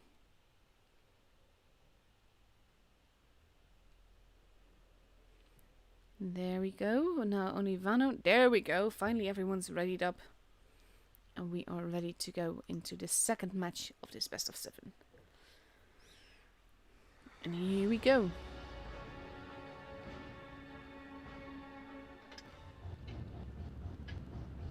Let's see. Do love the E6 though. Still one of my favorite tanks. I don't have that many battles in it, but that's mainly because I had the E5 for years until they removed the cupola. So now we have Loka heading into the A and B area again, with the F going into a spotty position and all of EG focusing on the A and B area. And going to the corner in a little bit of a wolf back off. 2 E5s and a 2 and 5B. Whoopsie actually stopping to take a shot, having a winch bump into him. And we have immediately firefight going on into the middle. Unisex going into the base to cap it, getting some shots in, but losing a lot of HP for it. Ariana Grande is almost the leader here. Radical's not looking too healthy either, but Ariana Grande gets absolutely smashed here. That sounds so wrong actually, never mind me. And now we have Unisex almost gone, getting taken out as well. EG definitely taking revenge for last match here. Nicolate not looking too healthy, but now we have a crossfire going on. And basically you can't angle multiple ways. So Survivor takes out Nicolate, but he's not going to survive for much longer himself. No idea where the shot went from Whoopsie. And EG is pulling back a little bit. Edgar is almost gone. Survivor has been taken out. That bounce on Radicals. And Radicals gets taken out. It is 4 versus 4. It is 4 versus 3. But EG has a lot more HP. And they are definitely focusing RG here. And he gets reduced to ashes. Then we have Vano that is still alive. Whoopsie that is almost gone. And oof, Vano losing a lot of HP here. Whoopsie gets taken out. It is 3 versus 2. But again, HP wise, it is very much in EG's favor. And they're focus firing. They're pretty much ignoring all targets until they've deleted the one that they decided to go for. DF not going to be long for this world here. And there he goes. With just, like, look at this. Just a cluster of dead tanks here.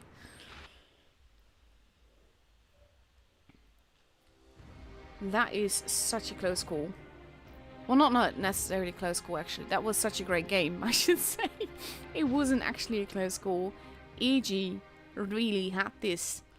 I think the fact that Unisex pushed into base B here and got shot that much, that quickly, it was sort of like a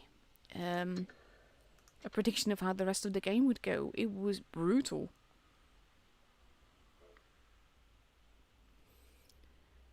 So in the meantime, we're getting ready for the third match. It is now 1-1 both ends, so anything can still happen. And we are moving on to Dynasty Sprawl, map that allows for lots of super heavies. And we generally do see quite a few of them.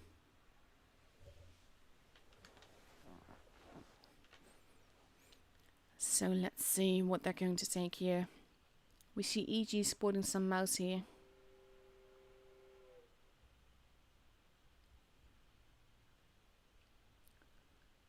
And now we just wait. I mean, again, the games, I like games when they're tense like this. This last game was over a lot faster than I thought it would be, to be honest. Loka now completely ready in 1 Vigors, 4 E5s and 2 215Bs. Going up against 3 E5s, 2 Mice, an IS4 and potentially a VK. If they do take that, that's a lot of super heavies. And that can work out in your favor, but it can also work against you. Small map like Dynasty Sprawl can be, like, it allows the super heavies to get around, but there's also a lot of positions to get shot from, really. And here we go. He does finish up in already up in that VK.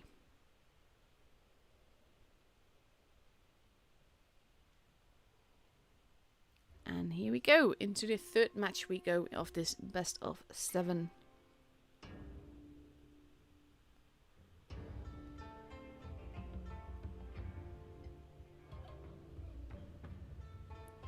Let's see. And we're loading in a little bit late again. But here we are, Loka heading towards the base C area, but so is EG with all their heavies. Even though I think you could safely say that the E5s are sort of like functioning as mediums here. Ariana Grande spotting them all in the Vickers before deciding to not really want to be there. And Loka focusing on the B side, where we have a whole bunch of E5s pushing into cap, which can be quite dangerous, honestly. But it seems that they're not pushing into cap, they're pushing into shoot, and so far they've not done all that much damage. We have a mouse pushing in the end. The 215B's pushing in as well. Carolade getting focused on. But now Survivor actually blocking some shots as well. Carolade gets taken out first. Unisex follows straight on after. Loka playing very aggressively here, but it's not exactly working in their favor because now Survivor is also gone. Whoopsie is being focused on, but when you push this heavily, Vano gets taken out. Radicals and Whoopsie are pretty low on HP, but EG has a 2-gun advantage here. DF getting absolutely hammered here, almost gone already. Radicals gets taken out. DF gets another shot in. We have Orca occupying Edgar here. Whoopsie is taken out. And now we have Winch moving in while DF is taken out. To basically sandwich Edgar here.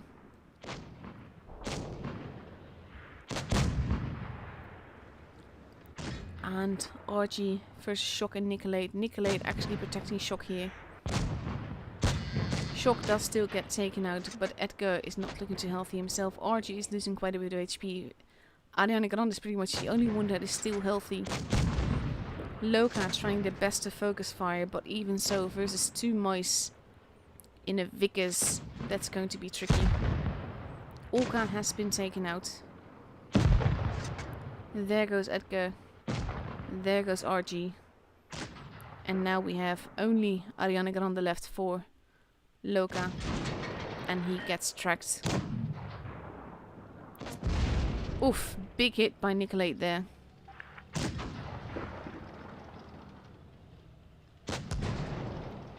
Surviving for another split second or two.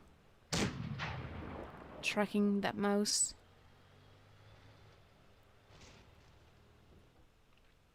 And crossing up and over, but Nicolate gets him. And finishes it off, and the match is for EG.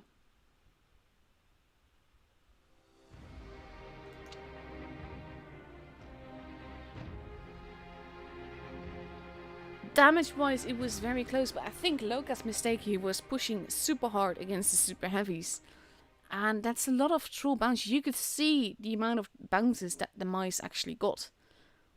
And they're also the one that literally carried the game here. Not only damage-wise, but like overall. They were of vital importance here.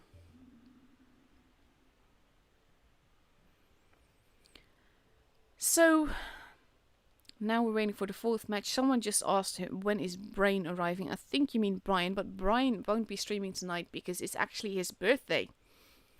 But Brian will be streaming tomorrow.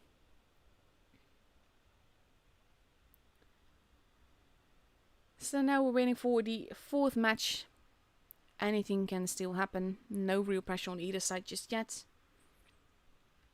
And we have Loka getting ready in 2 AMX 50Bs, a VK90, a Kranwagen, a T22 and 2 E5s. Versus an offline Whoopsie. And EG taking 2 Kranwagens, 2 mice, 2 E5s. And potentially a VK90, depending on if Whoopsie comes back online or not. And that's something we definitely hope for. Overall server hasn't been that steady, but there we go. Whoopsie is back. And now EG is readying up again. So we can go into the game.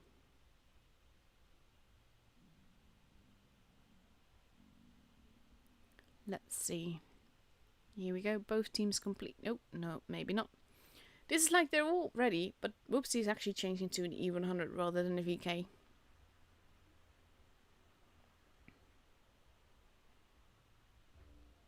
And here we go. Into the second match on Dynasty Sprawl.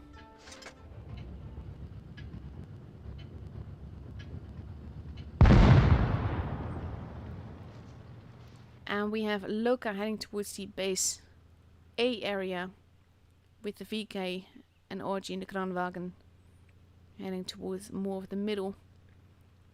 And EG seems to sense that because they're all going towards the A side as well. And that can make for some very interesting battles. Especially with the mice both going towards the middle section as well. Carolade having been spotted, they both know from each other that they're there. The F rotating around. Shots happening, but no damage being done yet.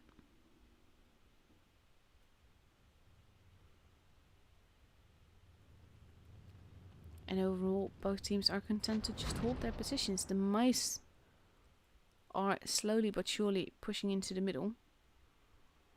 Going into that, towards that base B. RG is there, but he's alone. And it's Winchin there, who's pretty much an expert when it comes to angling that thing. And RG does get the hits in though. And that might be costing Winch quite a bit of HP here. But will he be able to get the base or not? That's the question. He does get the base, but the mouse loses points. And Loka seems to be pushing on the other side. RG basically sacrificial lamb here.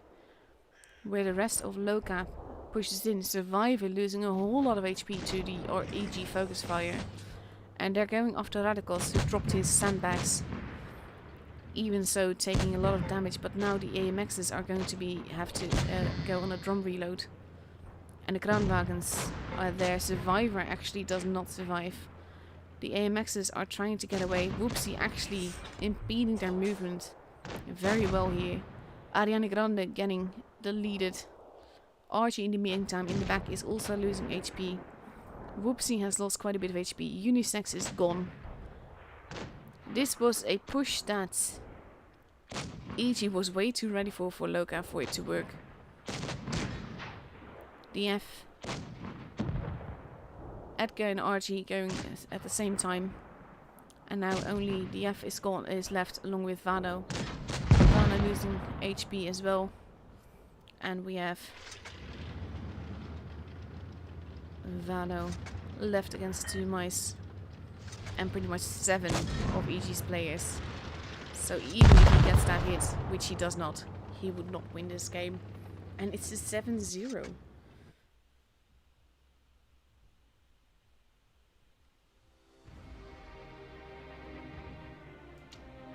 Absolutely brilliant game, but I have to say by EG, because I love the troll movement that Loka made with RG in base B trying to occupy those 2 mice with the VK Vano going to join him. But then you had EG just ready for that push from Loka. The focus fire on Survivor was on point.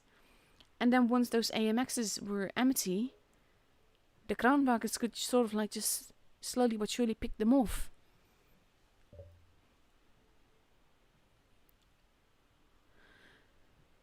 So now we have a potential match point for EG. If they win the next match, then they have to match up, and that means that Loka is out. So the pressure is definitely on Loka to bring it back here. We are moving on to the third map, Hellas. And we have EG getting ready in 2 e5s, a VK90, 2 T22s, and potentially 2 Kranwagens if Carolade and Nicolate ready up in that. And on the other side, we see Loka still readying up. But we see 3 e5s, potentially 2 is4, and potentially 2 Kranwagens. And there we go. EG has completed ready up with that lineup.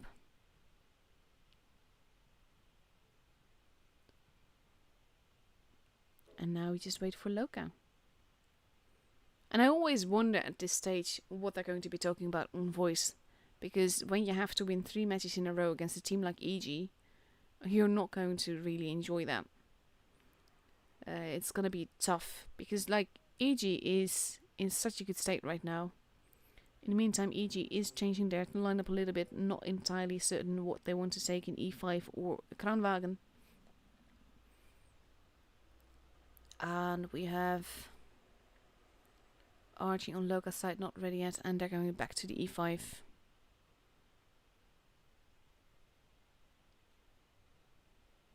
Archie, the only one not ready yet. Probably discussing tactics a little bit on voice before readying up. And there we go. Into potentially the last match for Loka in this tournament, unless they can pull it back towards themselves. Let's see. Dun, dun, dun, dun.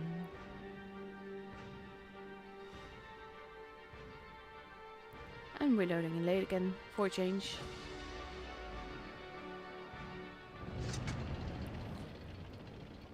Loka heading towards the base B area, whereas EG is pushing quite aggressively through the middle.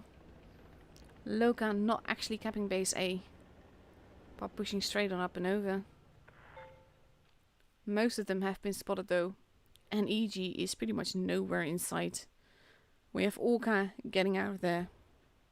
Base A is now being capped. The Kranwagens can potentially grab base B as well, which is what they're now doing. And that puts EG at a disadvantage here. Because they can't really shoot those Kranwagens there, especially when they're not spotted.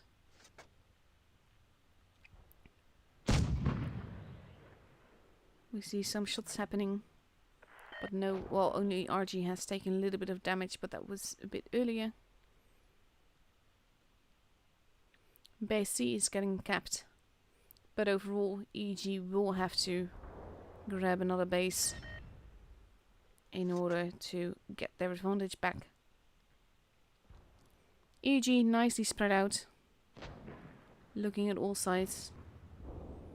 Loka holding quite well together, but also dominating 2 bases in that tiny space that they're in. EG is not going to have an easy time getting this. A little bit of crossfire happening though. Carolade holding, them pulling back. A little bit of HE damage done to RG as well. RG is definitely the preferred target in that position. Now Carolade getting a little bit of damage.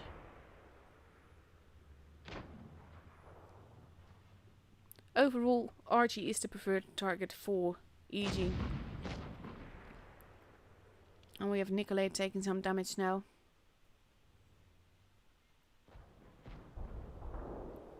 EG making a bit of a push, going after those e5s. I am shocked, literally dropping down behind them. Survivor the preferred target here. Carolade and Nicolade both losing quite a bit of HP. Carolade almost gone. Survivor as well. But it's Carolade that disappears the first. Survivor follows second. Radicals losing a lot of HP versus DF and Edgar. And Loka is ignoring the 2 that are down, going after Radicals. He gets destroyed. Nicolate not looking too healthy either. But Vano gets taken out first. Base A has been is being capped. Base B has been capped. RG not looking too healthy. Winch is not looking too healthy either. RG gets taken out. We're at 870 points for Loka. If they just survive and hold. Ariana Grande facing off against Nicolade. And I am shocked. DF has been taken out. Nicolade has been taken out. Winch has been taken out. 960 points for Loka. It's all about the survival here. If Unisex survives, then they should have this. But that's the tricky part. And with them standing in the bases, this is so clever by EG. They're just standing in the bases to avoid Loka getting any points. And Ariana Grande is almost gone. Edgar is losing a lot of HP. Unisex is a one-shot as well. If... Oof, that bounce though. They're bouncing on each other. Whoopsie is going after Unisex. And takes him out. But so is Orca. And now we're getting points again. And Whoopsie is not going to be able to make it in time. Edgar surviving here. Wins Loka the game. Ariana Grande and Shock bouncing on each other so much. Wins Loka the game. This was so close. Damage wise, Loka actually did less damage than EG. But they did win on points because they just survived 2 versus 2 in the end. But it was enough because Loka has such a point advantage in the beginning. Amazing game, honestly.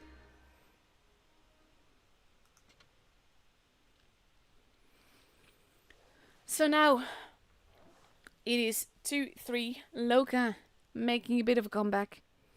It is still very close though, it will still be up to Loka to win the next 2 matches in a row if they don't want to get knocked out, and EG only has to win 1 more. But games like this, honestly, it can't get closer than that. This was just epic. Edgar surviving by the skin of his teeth. And now we're moving on to the second match on Helles with a 215B, 2 Kranwagens, 2 T22s and 2 E5s versus a Kranwagen, 2 T22s, 3 E5s and the VK90.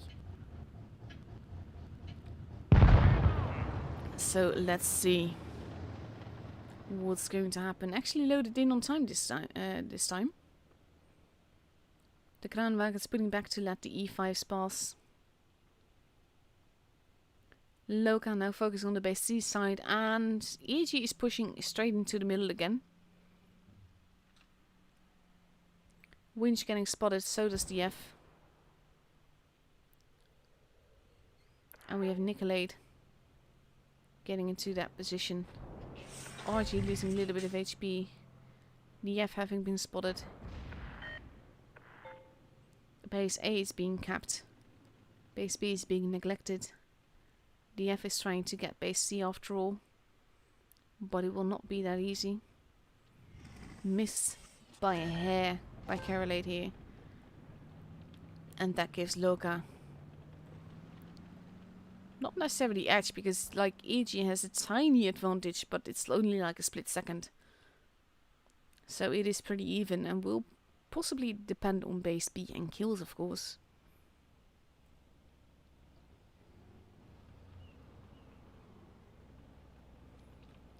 Both teams just holding right now.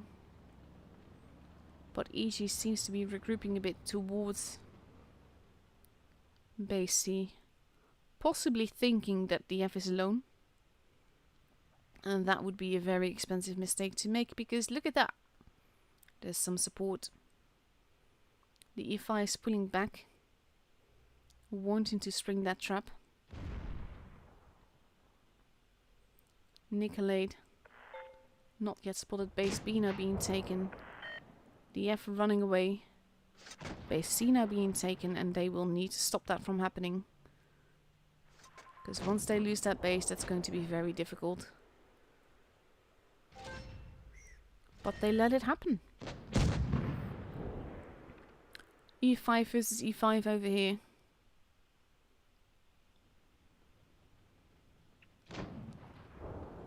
Let's see. Loka sandbagging, and EG is just not taking shots at them while the sandbag loss.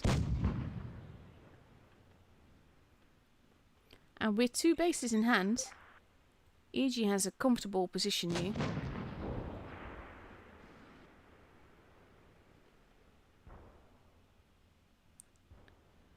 And it's all about just holding. EG doesn't need to do anything, but Ariana Grande is now stealing base A. And that's a clever pull from Loka. Because if they get that,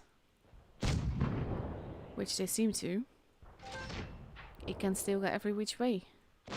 EG now pushing. Going after those E5s. The E5s are being set upon. But they're not completely out of the woods yet. We have Loka on the other side, focusing on the teams that are trying to kill their E5s. Edgar now moving into the base, getting taken out. Survivor getting killed. EG now has a 2-gun advantage.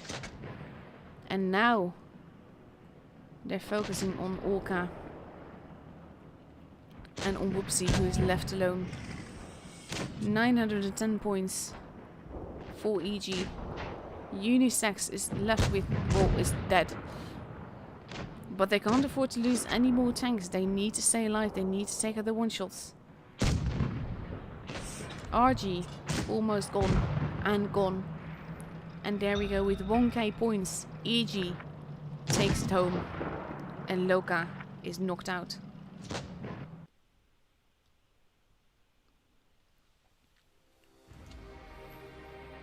Them again, a close call, but EG pushing at exactly the right time.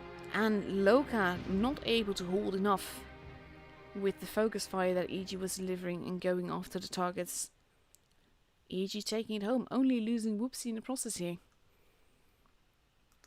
So that means that Loka is knocked out and EG is through to the next round. Amazing games overall still. And again, it's not like there's massive mistakes, it's just tiny mistakes that one team just immediately capitalizes upon. Raid and 7-star is still going, no idea how that is going, but very curious about the result there. So now we just need to wait for Fujit to catch up with the delay. And then join us for some analyzing. But games like this, I mean, there were so many clever gameplays with the base caps, the base steals, the kills surviving. I mean, that first game on Helles, where Edgar survived by the skin of his teeth and won them the game because of that. But not just that, but also Ariana Grande holding, bouncing, and bouncing his own shots as well. But still, it was a very clever gameplay, and I love seeing that.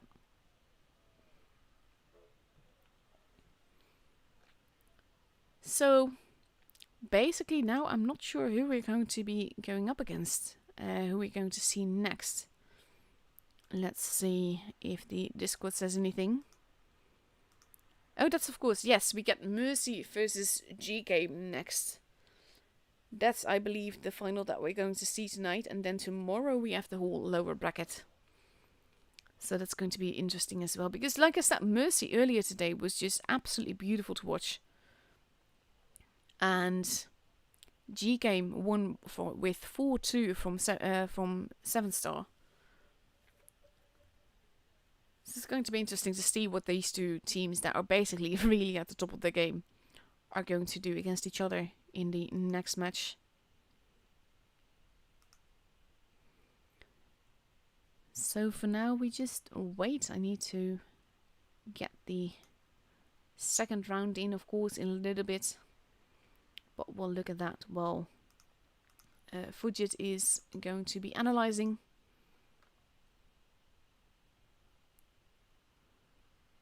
And overall, what did you think about the games when you're watching?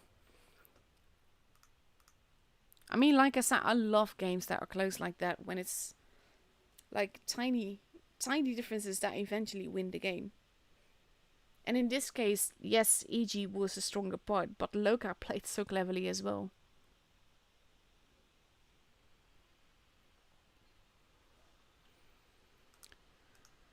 So, let's see. In about 20 minutes, these games actually lasted a lot longer, really. In 20 minutes, we're going to see G Game versus Mercy. And we're going to hold a similar competition as we did, well, similar guessing game as we did before.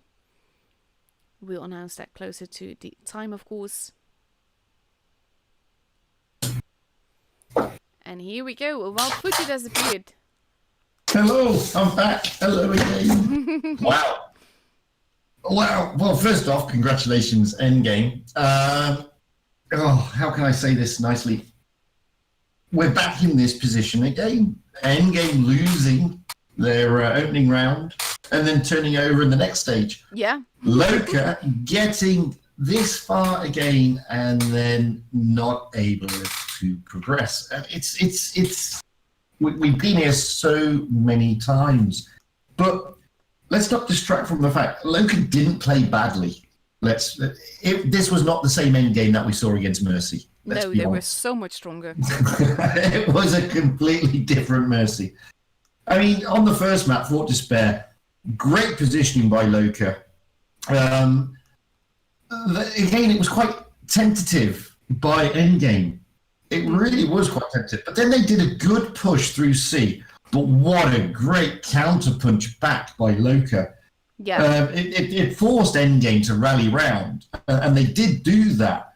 And they put a lot of pressure on Loka. But in doing so, Loka were really able to bleed them. And okay, EG weathered the storm. But at the end of the day, let's not underestimate what the F did. 5.5k damage. He was involved in almost every single brawl. That's not even including the big brawl that he had with Winch in the mouse at the end, which was just fantastic to watch. I mean, Winch was a one-shot, and I think he bounced the F twice, maybe 3 times, and he whittled the S. I mean, going into that brawl, I think the F had lost about 100 hit points, and he came out of the brawl with about 100 hit points left. So it was a great brawl between the two of them. Mm-hmm. But again, I mean, the F there, he really carried the team. That's not to say that the rest of the team didn't do their part. They did. There was a great counter push when Endgame came through C. And as I say, Endgame were a little bit tentative in that game. And then a different Endgame turned up for the second game. Completely different team. Mm-hmm. They must have had some coffee or something in the break. I don't think it was a mistake with Unisex rushing there into B in his tank, because there are other tanks for Loka just taking a higher ground position overlooking B. What I think happened, Endgame were ready for it. Mm-hmm. And I think they had the bit between their teeth in that game, and their aggression levels were up a lot more than we saw in the other games. Yeah, and they were able to trap Loka tanks around that B cap area and just bleed them, absolutely bleed them to death. And that was more like the end game that we've seen: clinical, amazing focus fire, great teamwork, really good coordination, and great movement around the map. And I don't think it was an error by Loka. I think it was just more clinical and more like the end game that we know. And that was it. I mean, Loka just couldn't weather it. And, it was great stuff to watch. I mean, end game, when they play like that, they're just so difficult to counter. This is why we love them. Absolutely. And then we go into the first game on Dynasty's Pearl. Great positioning initially by Endgame. Not surprised to see the super heavies, i.e. the mice, turning up. And it was a big push by Loka through the B cap. And that was their undoing. I think they thought they could get through there and put a lot of pressure onto Endgame. But Endgame were able to weather it. It wasn't a bad push. It wasn't a failed push, as in we'll push, then stop halfway through. It was more Endgame were ready for it and were able to weather it. And they rallied around again. And they were just able to just turn it around, bleeding Loka. There were just too many mice left at the end of the game for Loka there to do anything about it. And poor old Ariana Grande and a Vickers, that's a one-shot against two mice that are almost full of HP. It's a no-win scenario, to be honest. The second game on DP, however, Dynasty's Pearl, now I think this one is a bit of an error from Loka. And the reason I say that, they've done that strat before. They've done the strat where they take the 250Bs and stick them in the far corner overlooking the A cap. And I think that when the lineup came out, Endgame realized that, which is why Endgame positioned their tanks, and they probably changed their strat upon reading that lineup, because they had their tanks in the right place at the right time, knowing exactly where Loka were going to go. Yeah. They knew where they were going to go. And Loka have played that strat a couple of times. So it's not a surprising strat. And I think that's just a fantastic read by Endgame. Because when the 50Bs do the push, you've just got tanks, the E5s and the Crown Wagons are just waiting for them. Just waiting for them. And they just absolutely whittle Loka down. Mm-hmm. There's nothing Loka can do. And I think the error is taking the strat rather than doing the strat, because I think Endgame, when they saw the lineup, said, right, we know exactly what Loka are doing. They're going this way. We just position and wait. And that's exactly what they did. And it was very clinical, very sensible gameplay by Endgame, which was Loka's on doing. Simple as that, to be fair. Halas? Oh, sorry. No, jump in on that, please. Yeah. I was just thinking about one of the things that I like about the Russian teams that we've seen this specific tournament is that they can take the same lineup and do completely different things. And I remember that one of the seasons that that RTK was as its strongest, they did the same thing. Mm-hmm. They didn't go with specific tactics.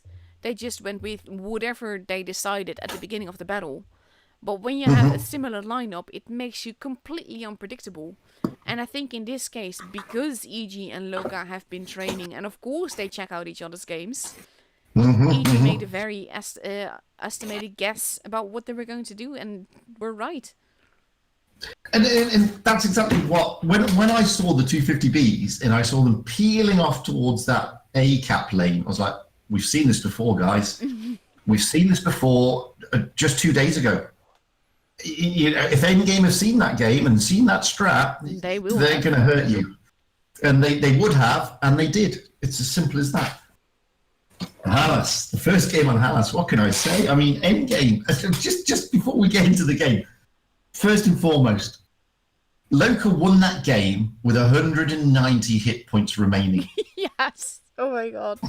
Endgame lost that game with 3,000 hit points remaining. Yeah. It was insane. It was absolutely maddening. I mean, very aggressive by Loka, and it worked for them. Very aggressive. They got those early cap points, and they really, really put the pressure on at Endgame. And Endgame was struggling to find a breakthrough at one stage. They managed to whittle Loka down, but the points were just ticking up nicely. And Loka were getting tanked out of the game here and there. They may have been losing tanks, but on the grounds that they had so many cap points, they could afford to a little bit. And coming into the last, I mean, I was actually watching it on the edge of my seat saying, is Edgar going to survive? is it going to go down? I think it was Ariana Grande, I think was the other one. Yeah. It was in the tunnel. Is Ariana Grande going to survive? It was just so gorgeous to see. The really tight moments like that. But the three thing was, if Edgar wouldn't have won that brawl on the A cap, it would have been a completely different game, and Loka would have lost. Winning that brawl won the game because Endgame's tanks didn't have the time to get over to where Edgar was. And that was just class. I mean, as I said, they won that game with 190 hit points remaining compared to 3,000 that Endgame had. I mean, it was just a classic game. Very close. And I'd love to say it was like cleverly played. It was cleverly played by Edgar to stay out of trouble in the end once you won the brawl.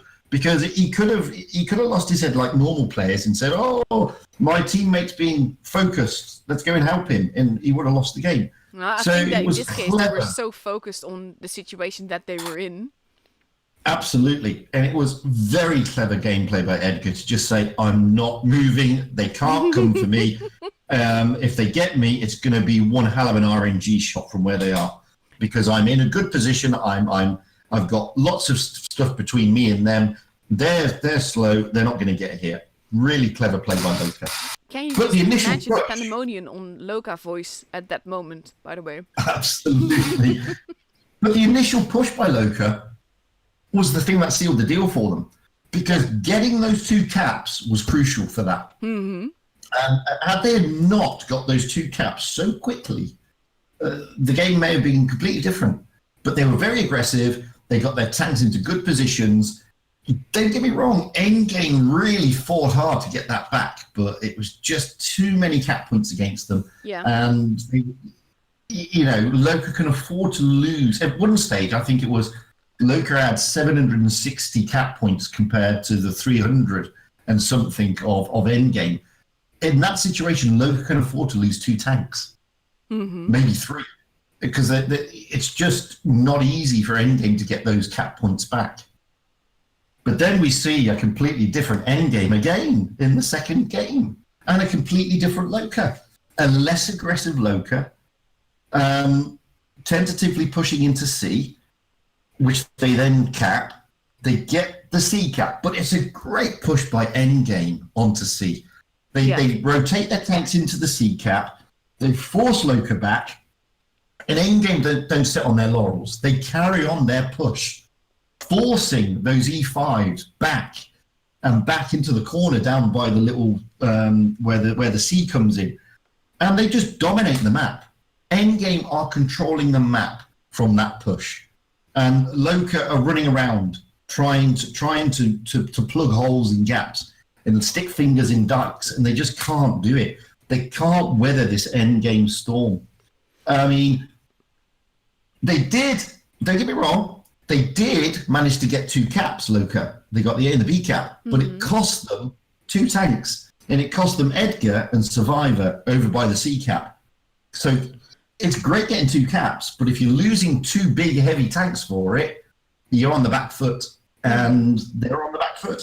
Endgame knew they had the advantage, and they threw caution to the wind.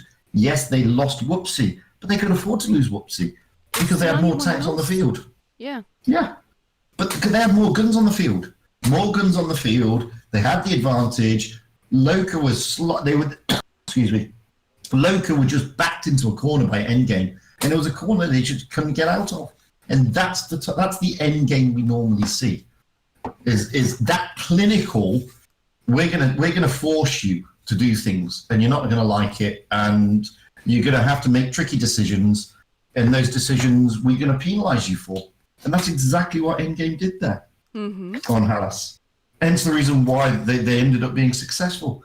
But that's not to say Loka played badly. They didn't. No. I think Loka's undoing was, personally for me, I mean, they played a great first round on Fort Despair. They were outplayed on the second game on Fort Despair, but that's normal. They played a good first round on Dynasty's Pearl, but the 2 mouse were just too much to counter. And then that strat that they've churned out before was their undoing. That was their Achilles heel. Yeah. And that really hurt them. They tried to come back on Hallas, but it was a good game. But many would have to say, hand on heart, it was quite lucky for Loka. Although I wouldn't say it was luck, personally, because, as I said, the initial push really was crucial. Yeah. And then again, they were just outplayed completely on the last game. But their trouble started, I think, with the second match on Dynasty's Pearl. Absolutely agree. And we see this from Loka a lot, where they get to this point and they I don't know what it is. I don't know if it's a mental barrier or whatever. I mean, we saw them the other night. Well, it's got to be. I mean, the other night, they absolutely destroyed Raid in the decider, destroyed them. And Raid had just come back 3 games. Loka destroyed them. And it was like it was a different mindset. And I don't know. I see teams. There are lots of clans, not just the pro clans. There are lots of clans that have maps that they just can't win on. Also, just cutting in on you here because of the time delay.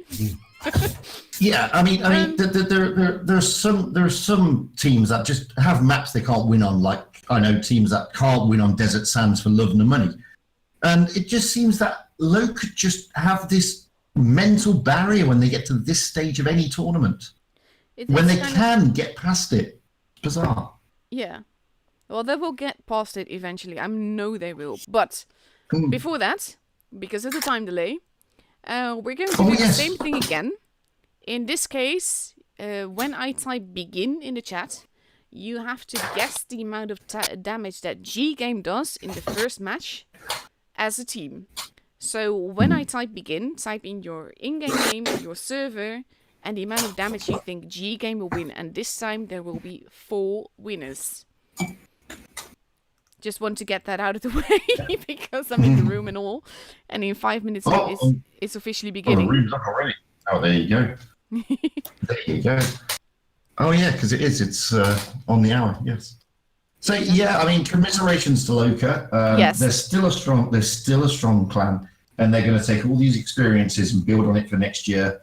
And I'll tell you, they're going to be even stronger next year. I'm definitely, especially if this is something that I'm always worry about with the clan wars, that people change teams a lot. But when you're consistently in the same team, you get to know each other on a whole different level. And I always feel that will do you a tremendous amount of good, because you know how to build on each other. You know where you can trust each other and all of that. Yeah. But, I mean, if they carry on like this, they are going to get... they're going to get a lot more experience, which they've got oodles of experience anyway. But I'm not talking about game experience. I'm talking about mental experience here. Yeah, that's. They're going to get more comfortable with these type of matches and in these type of tournaments at that level, and they will overcome this blip that they have in getting to this so close but so far away there was a scenario. Sorry.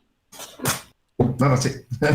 There was a time in football with the Netherlands where we would not get past the quarterfinals. And then when we eventually did, we made it straight to the finals. And this is Loka. Yeah. Loka are not getting past this one stage. And, you know, they're there or thereabouts. And that's not their gameplay, it's their heads, I'm telling you. I don't believe it's their... These guys are fantastic players. Mm-hmm. You know, absolutely. They're fantastic players. They if you ask anybody who knows anything about clan wars in this game on the EU server, they will tell you Loka is in the top 4. They know that. Everybody knows that. So to be consistently top 4, you're a good, really, really good professional clan. Yes. So what is it that doesn't get them to that next level? It ain't their gameplay. It ain't their strats. It's got to be something else. And all I can think of, there's a mental barrier there somewhere. They will get it. Oh, absolutely. Hopefully spring season. In the meantime, by the way, before I forget also, the winners of the second giveaway that we did are Ferris25AA with a 1336 point difference. Then you have Daniel4437 with a 3136 difference. And Boon Mugu with a 3,236 difference. Ooh. So overall, they've guessed it pretty close. I like that. Mm-hmm. Yeah, it's good. But yeah, for the G-Game thing, there will be 4 winners. So definitely enter. In the meantime, we are 2 minutes away from starting the games officially. Both teams are actually completely there already. And we have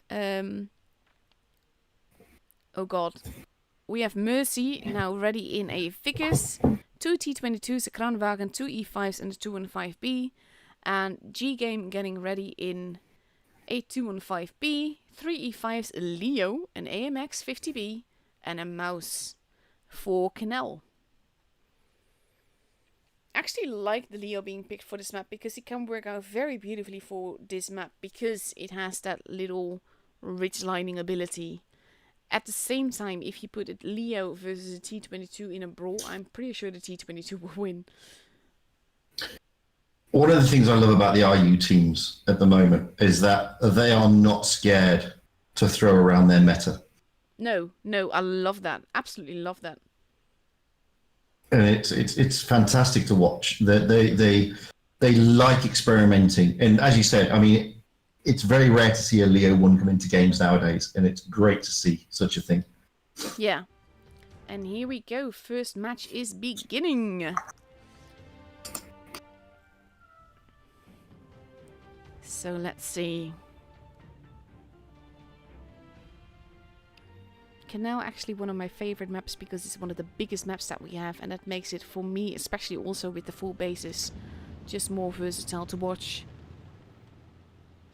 Mercy going heavily towards base D, but keeping most of the team in reserve behind that, and this is something we've seen Mercy do before, keeping their tanks in reserve. Base C is being capped, base D is being capped. Rustem is getting heavily hit as he crosses over from the mat. They are capping base D. Kraft actually keeps them spotted. He takes some damage himself. But this actually means that Mercy has a point advantage. Only now G-Game is standing where they might be and is heading towards base A, which is unprotected. Skilloid pulling back, taking some damage. Taking crossfire as well. That will also give them an idea of where the rest of Mercy is though. And that's always a dangerous thing. Base A now being capped. Crocodile losing some HP there. G-Game can tend to hold right now. All they need to do is hold the bases. Primoz is focusing on base B. Not actually capping it, but just there. And G-Game is just holding. The mouse is repositioning. We have Mercy going up the 2 ramps. But without having capped base B, they are at a distinct disadvantage. And now with the corner in G-Game's hands, it will be very difficult for Mercy to take it all back. Never is heading into the Mercy spawn and might be spotted soon and hit by a whole lot of guns. No, he pulls back in time, realizing he's been spotted.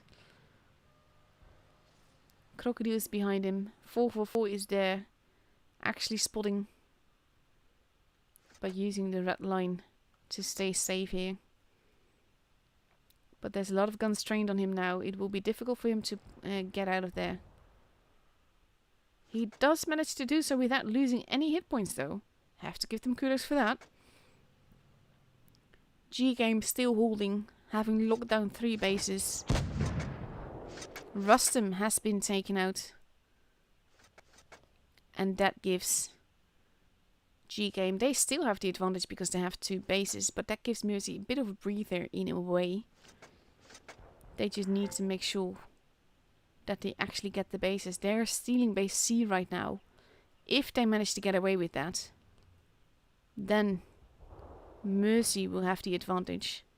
And with the Vickers having now capped it, he immediately gets the blip out of there. Does get shot by the mouse there, but now Mercy has 2 bases, getting them the advantage back. Skilloid, however, is content to try for it again. Only Nerve is just passing by, just to show that he's there. And we have Never potentially getting set up on now by the AMX 50Bs.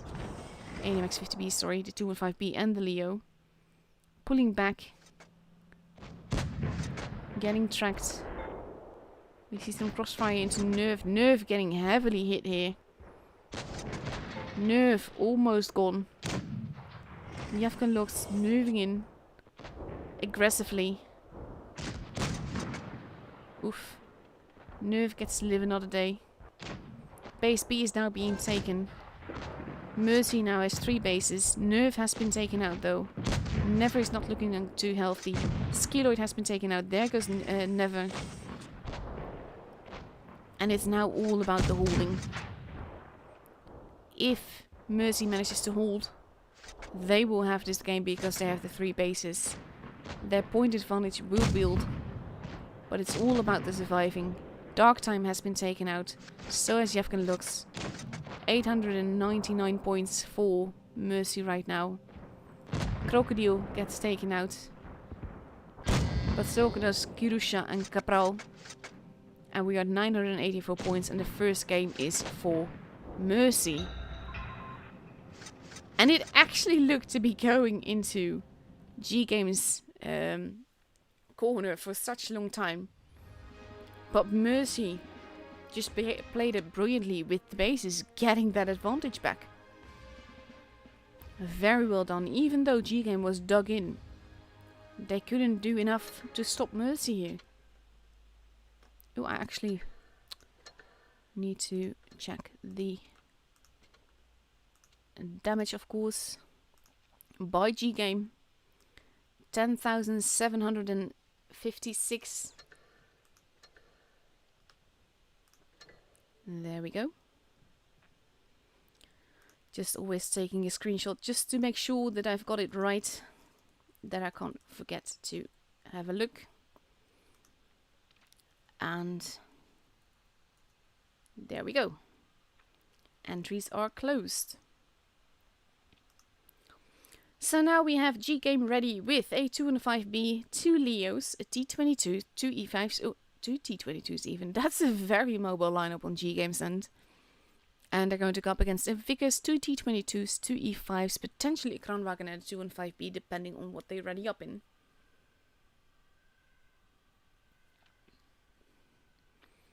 Let's see.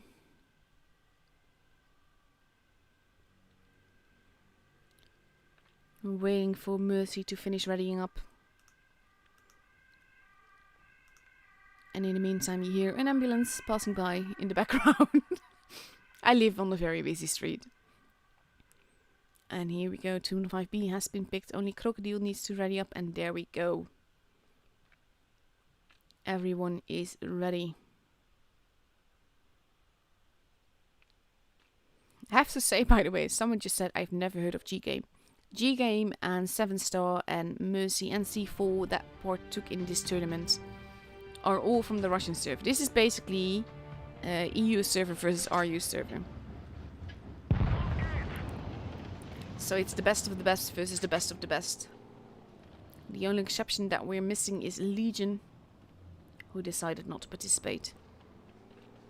Mercy playing it quite aggressively here, so does G-Game. We're both going a different side of the middle. Rimosh crossing over to the other side, probably to wanting to decap base C, but Mercy is not actually going for that. Whereas Crocodile is heading towards base B to do pretty much the same thing. Rimosh has been spotted.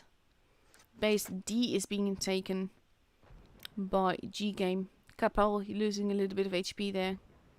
And a little bit more. I'm not sure where that shot went. But they still get base D. And now we have base A being taken by 444. And Mercy is moving in towards base B. Not sure if they're actually going to cap it. Or if they're just there to have a look. Lilias are at the back. Kirusha spawned them. Crocodile still in a holding position. And with about a 30-point advantage for G-Game, they're content to wait. And Mercy will have to take some action at some point. Kraft is at the back, but pretty much alone. He suspects that he's going to get rushed, I think. Wanting help. And we see Rimosh moving in. Skeloid and Capral not yet following. But we have the Octopus following.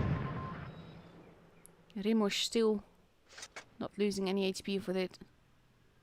Kreft still alive. But there comes the wolf pack from G-Game. Kreft losing HP, but also of course T22's control bounces. Mercy moving in. You're wanting to punish those light mats. We have Crocodile getting set upon. Leo's wanted to get away. And potentially managing to at that. Capral still alive if barely. And still alive still. Rustum still alive as well. Base C is being... Crocodile has been taken out. Capral has been taken out. Rustum is gone. And now it's basically... It's a sort of brawl stage, but it's not quite a brawl. It's like multiple battles happening at the same time. Rimosh getting focused and murdered here. Then we have Karusha. Mercy going after them.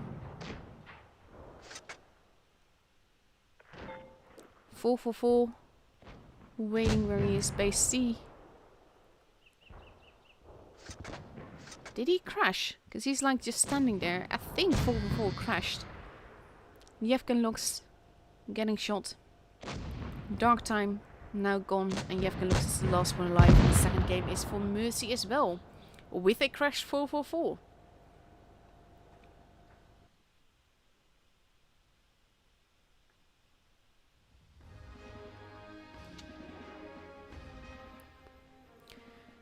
Oof. Again, very beautifully and patiently played by Mercy. And a very good call by Kreft.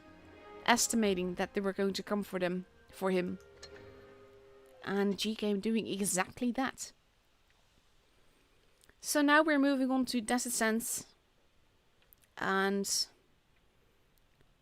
it is 2-0 right now for Mercy. That means that there's no actual real pressure just yet. At the same time, a 2-0 advantage is not something nice when you're on the other hand. When it's a disadvantage, that's what I mean to say. And both teams are already completely ready, and we see Mercy getting ready in 2 T22s, 2 Kranwagens, 2 E5s and a 215B versus G-Game in 1 215B, 3 E5s and 3 T22 mediums. And there we go, everyone is ready.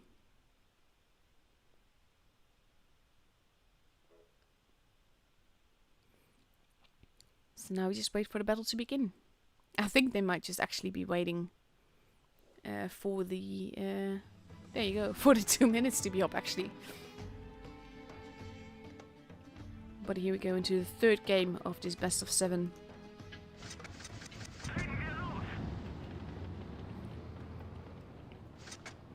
Mercy going into the desert, except for the Mets, who seem to be coming back. Where we have G-Game focusing heavily on the desert with their T22 Wolfpack. And Mercy, Rimosh and Never taking a bit of damage there.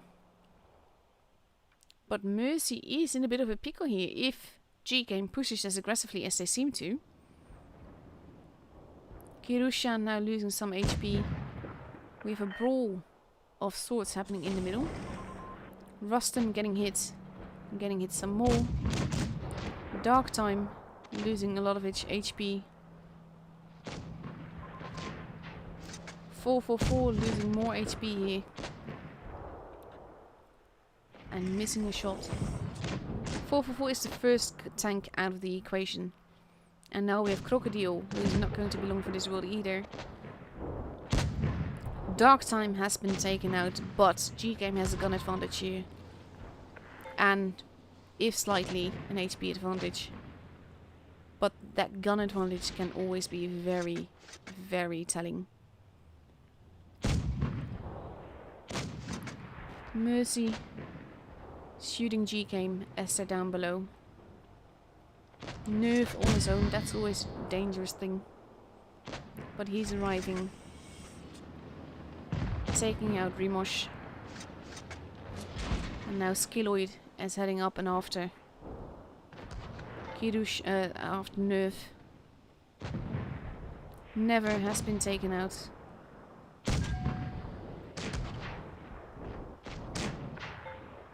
Never going after Skilloid. Sorry. Nerve going after Skilloid.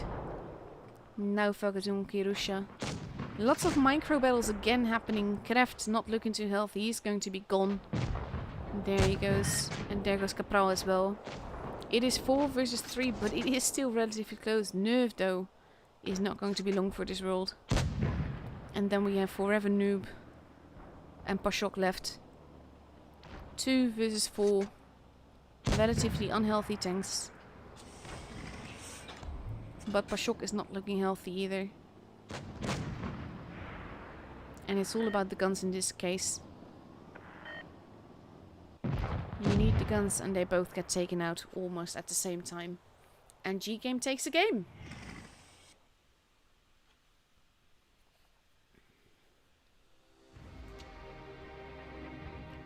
Very well done both teams though. It was close. It was like as much as I dislike brawls, it's easier to follow than when you have like 4 micro battles happening because you can't follow all. And both teams are already completely readied up for the 4th game in this best of 7. Only now unreadying a little bit. But we see G-Game getting ready in a 215B, 3 E5s and 3 T22s. Versus 3 T22s, 2 215Bs and 2 E5s. Very similar lineups, very aggressive lineups on both sides. As we get ready for the 2nd game on Desert Sands.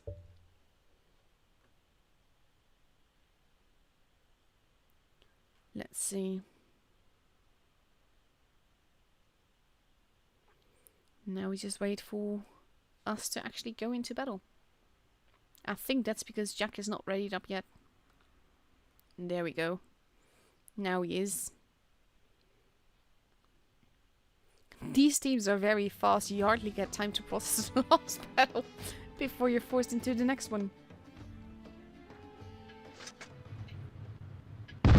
So let's see. No real pressure just yet. Neither team is up for a match point. We have the Mercy pack heading towards the G-Game pack. G-Game all heading to the desert. Crocodile holding into the town. The E5s making it into the desert safe and sound. Dark Time getting a little bit of a sneaky shot in there.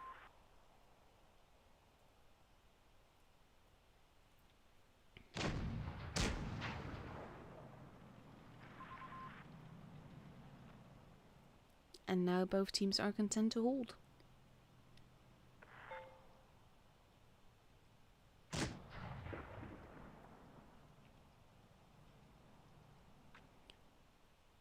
A little bit of a stalemate, well, not necessarily stalemate, there's lots of movement.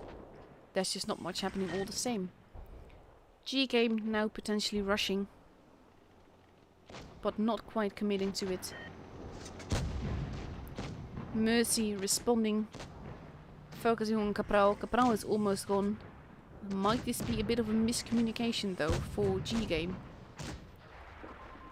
Because all of Dark Time now also gone. Kirusha getting taken out. Nerve does as well. Never still alive. Yevgen looks getting tracked. Never gets murdered. So does Yevgen looks. It is 5 very healthy tanks versus 3 tanks that are losing quite a bit of HP quite fast. Rimosh going after Kref, but he gets taken out before he can land another shot. 5 versus 2. This is definitely Mercy's game, especially with this focus fire. And look at all those guns just pointing the same way. Rustum gets taken out. And now it's only Skilloid and he gets murdered as well. And the game is for Mercy. And now the pressure is there. Because now Mercy is up for a potential match point. And damage wise, look at the difference. That's a huge damage difference. Mercy's focus fire was on point. And I think they expected G-Game to push and they wanted to push back. Only G-Game wasn't really pushing. I think that's what happened there. We're moving on to Oasis Palms this time. for potentially the last game of the evening. Because if Mercy wins this, then they have the match and are through to the grand finals tomorrow.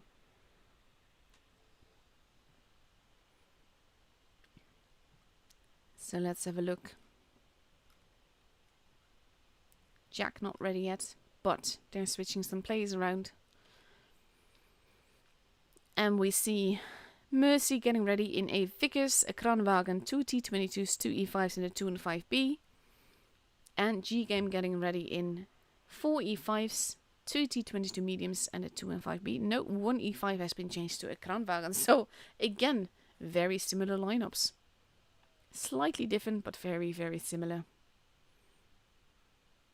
And everyone is ready. So let's have a look. Here we go.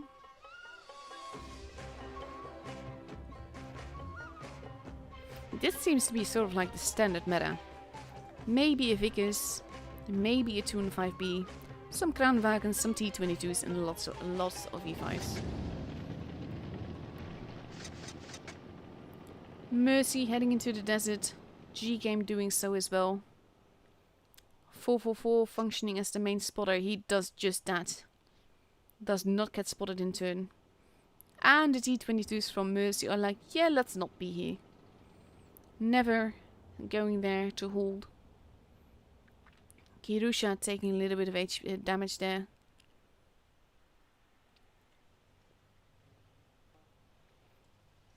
And Never is basically just there to see them, I think. Crocodile taking base B. Kirusha losing a bit more HP there. And Crocodile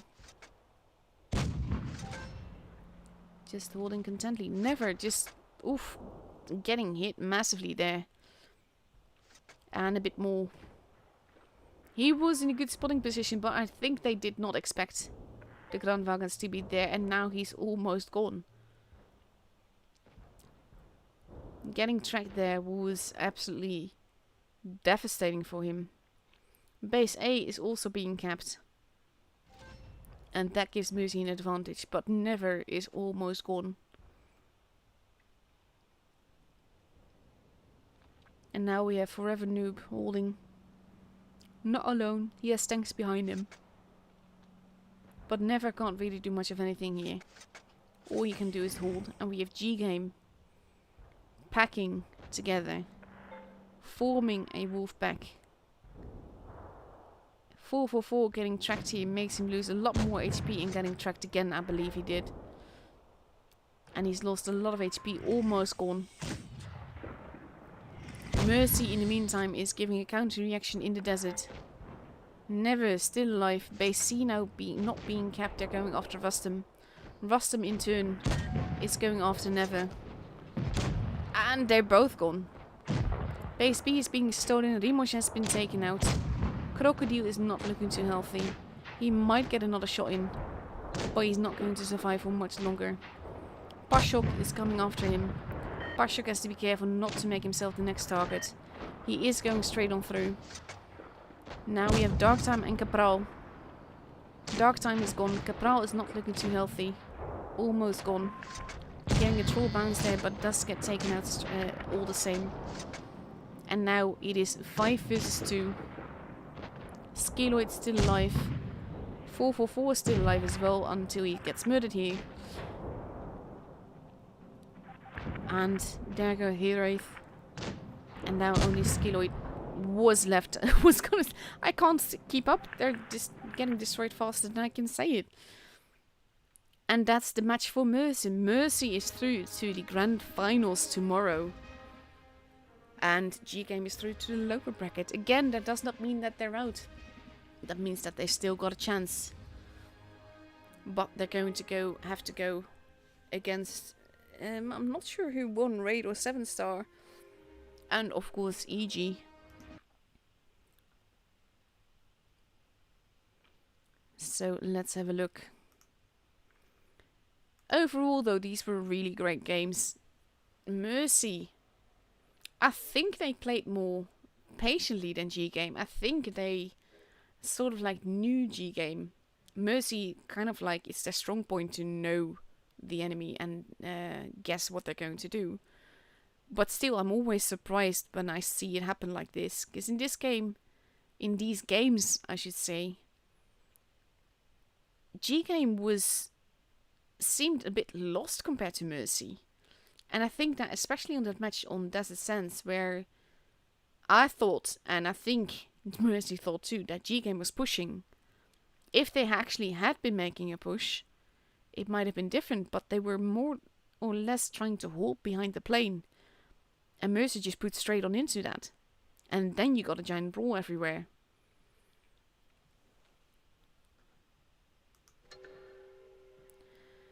So there we go. Those are the matches for tonight. We are just waiting for the late to go down so that Fujit can join us and share his thoughts with us.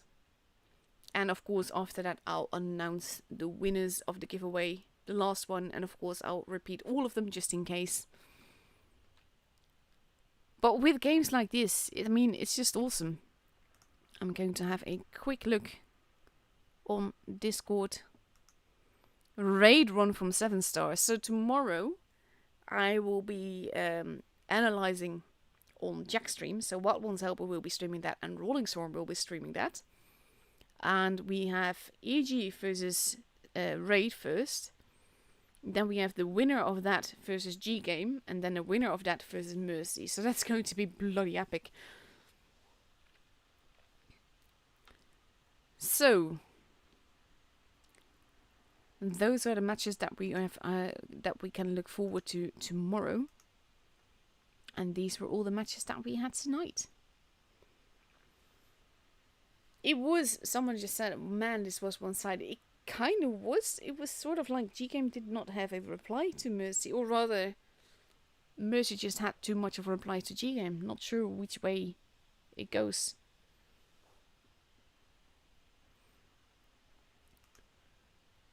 So now we just wait. In the meantime, there are battle passes to be giving away tomorrow as well, though we don't know exactly how we're going to do that yet. We were told like a few hours, like 2 or 3 hours maybe, before the stream started, that we had to give them away through the stream. And we're like, wait, what? So we had to think very quickly on how we were going to do that. I actually quite like doing it this way, though maybe I should give it a bit more time in the future. And here we have Fujit. Hello, back again. So, firstly, congratulations to Mercy on getting through to tomorrow. Yes. Before I get into those games, a couple of things about Russian, because we on the EU server in the English-speaking community generally don't get to see, unless we also speak Russian, the Russian clan wars for a couple of reasons. One, most of the streams are in Russian. 2, the timings are only a couple of hours between their quick tours and our quick tours on EU. But a couple of pointers about the Russians' gameplay that I noticed in Rolling, and I discussed this the other day as well. These Russian clans really love getting to positions quickly. Yes. They absolutely love it. And Mercy and G-Game are no exception to that. And you'll see that through most of the games. I mean, on the first game on Canal, Mercy they take a cap, but they don't get the cap advantage. G-Game have got a good position lined up here, and we see it on the EU where they're overlooking those ramps because they're on that side of the map. Took them a bit of a time to get the A cap, but they did get it. And then they were just sat there saying, okay, now, even Stevens, maybe we can wait for Mercy to push. What got me was, how on earth did Mercy manage to grab the C cap? I mean, G-Game just dropped the ball there. It was stolen from under their noses. They had 3 tanks on the ramp to defend the C cap. They didn't have C cap, by the way. Well, no, they did. But they had 3 tanks there to defend it. And Mercy stole it, literally from under their nose. It was brilliant. It was amazing to watch. And G-Game sort of wake up and say, that shouldn't have happened. And as they're reacting to that, Mercy then go and steal the B cap from under their nose. And it was just like, this is amazing gameplay. It is just sensible, clever map control and cap advantage. And once that happened, they took the C cap, Mercy retreated, just defended it, prevented G Game from recapping it, took the B cap, then it was game over. I mean, Mercy were just in a better position, and G Game had no response to it. So it was unsurprising that Mercy were to win that match. The second game on Canal, wow. Good initial movement by Mercy. Really good initial movement by Mercy. G Game getting into some really good positions. And then they pull a great little move. Coming down the flank where the train is, pushing onto Mercy. But what got me was the counter reaction by Mercy. There's a lone T22 there, which is what G Game were pushing down on. By the time their tanks get there, and there were 3 tanks of G Game to that T22, half of Mercy's team had rallied round the T22. Mm-hmm. Not only were they able to then counter push, they bled the bejesus out of G Game. And it was unbelievable to watch. I mean, the reaction time, the focus fire is just amazing by Mercy. And I'll get to the focus fire in a moment because you mentioned it in one game on Desert Sands.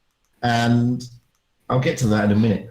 But, I mean, what was a great initial move by G Game ended up an absolute disaster, not because of anything G Game did wrong, but because of the positioning and the reaction and the focus fire by Mercy. Yeah. That was a game changer. It was just a game changer. And G Game had no response to it. They had to get out of dodge, and in getting out of dodge, Mercy just bled them. And by then it was just too late. Then we go into the first map on Desert Sands, and I don't know where Mercy went. They didn't turn up for this game. It was a very tentative Mercy. They looked aggressive, but they were not aggressive. They looked like they were aggressively going into the desert, and then they said, maybe not. Yeah. And it enabled G Game to pick their micro battles. And you mentioned in that game there's micro battles going on. Well, those micro battles were picked by G Game. They were able to say, okay, we're going to fight here, we're going to fight there. And Mercy were just holding back. And it was completely different Mercy to what we've seen. And it was unsurprising because G Game just had full control of what they were able to do. They had control of who they were able to target. They got to pick their battleground, and they got to pick their positions without any interference, realistically, by Mercy. That's very Then we come to Desert Sands 2. So a different team shows up for Mercy again. I don't know. There must be coffee breaks in between all this. G Game look like they're being aggressive, and you mentioned this a few times. They look like they're pushing. And they seem to stop at the plane. And then they seem to push a little bit, then they stop again. And by now, Mercy have got themselves into a position. And I think Mercy just got fed up and said, "Snip, let's go." And they just rushed them over the top by the plane. But what got me, and you mentioned it at the end of that game, where all the guns were facing the right way, same way, with the focus fire. What Mercy seemed to do, they seem to say, focus a tank, and almost the entire team just focus that tank. Yeah. They forget all the other tanks around them. They even drive past tanks to focus that tank. And they won't care that they're getting shot while they're going to that tank. No, absolutely not. And, you know, it's you see the hit points of that poor devil who's been targeted just go zip. Yeah. Because he's got 5, 6, 7 tanks focusing him. And it's amazing to watch. The call in Discord, or even some of it is even on the thing, you know, focus X or attack X. But in Discord, they must be saying, take out X, because all of them train their guns to it. And as I said, and as you pointed out, they even go past tanks and get shot to focus that tank. And that is really powerful when you think about it. It's really powerful. And they're just able to decimate the teams. Just decimate them. But I think G Game played into Mercy's hands there with their shall we push or not? It's sort of, yeah, we're pushing. No, we're not pushing. Yeah. But yeah, we're pushing a little bit more. But no, we're not. And I think Mercy just said, well, sorry, we've got all our tanks here now, let's go. And they just went for it. I really think that if G-Game had actually made a push there, it might have gone differently. Because they had the possible advantage of getting 1 or 2 tanks sort of singled out versus their whole wolf pack. But because they didn't, that allowed Mercy to react. You are 100% correct, because I was looking at that. By the time that G-Game had got a majority of their tanks to that plane, Mercy were not in position. Their heavies were still coming down. They could have continued that push and really put the pressure onto Mercy. But they stalled it just as they got to the crucial point. And that stall allowed those E5s of Mercy to get into a good position. And that was crucial. And then they moved a little bit, and then all the tanks got spotted. And you could see it was like, shall I, shan't I? Oh, maybe not. And by then, that was it. Mercy just went, let's go. And they did. But you mentioned, I mean, like I said, forget the focus fire for the moment. The isolation that Mercy does of a tank is beautiful to watch. They literally ring fence a tank. And they pick on him. And yes, it's focus fire, but it's an isolation as well. And if you look, they don't go for the strongest target. They go for the one who's just a little bit out of the wolf pack, just a little bit. It's brilliant to watch. And then we saw more of that on the last map, Oasis Palms. Mm-hmm. This one, and I've watched Mercy and stream Mercy a few times now, and I think, I still believe this, G-Game were out the block straight away. And this is why I said at the beginning that these Russian clans love to get into their positions quickly. But Mercy are also quick out the blocks as well to get to their positions. And a lot of people may think, wow, this guy never was completely out of position there. I don't think he was. I think he was sent there on purpose. And I think he was the sacrificial lamb, because G-Game spots him, and then they push onto him. He's not even attempting to cap C. He's over the back of C by the mosque type building. And G-Game focus him. And they get him down to, I think he's a one shot.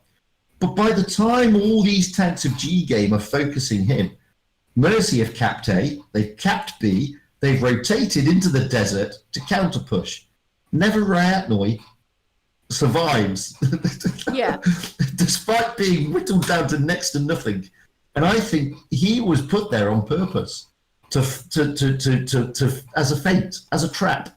And this is why I love Mercy, because they do little things like this. They trap you, they deceive you, and then they rotate. Their movement around the map is beautiful. It's amazing.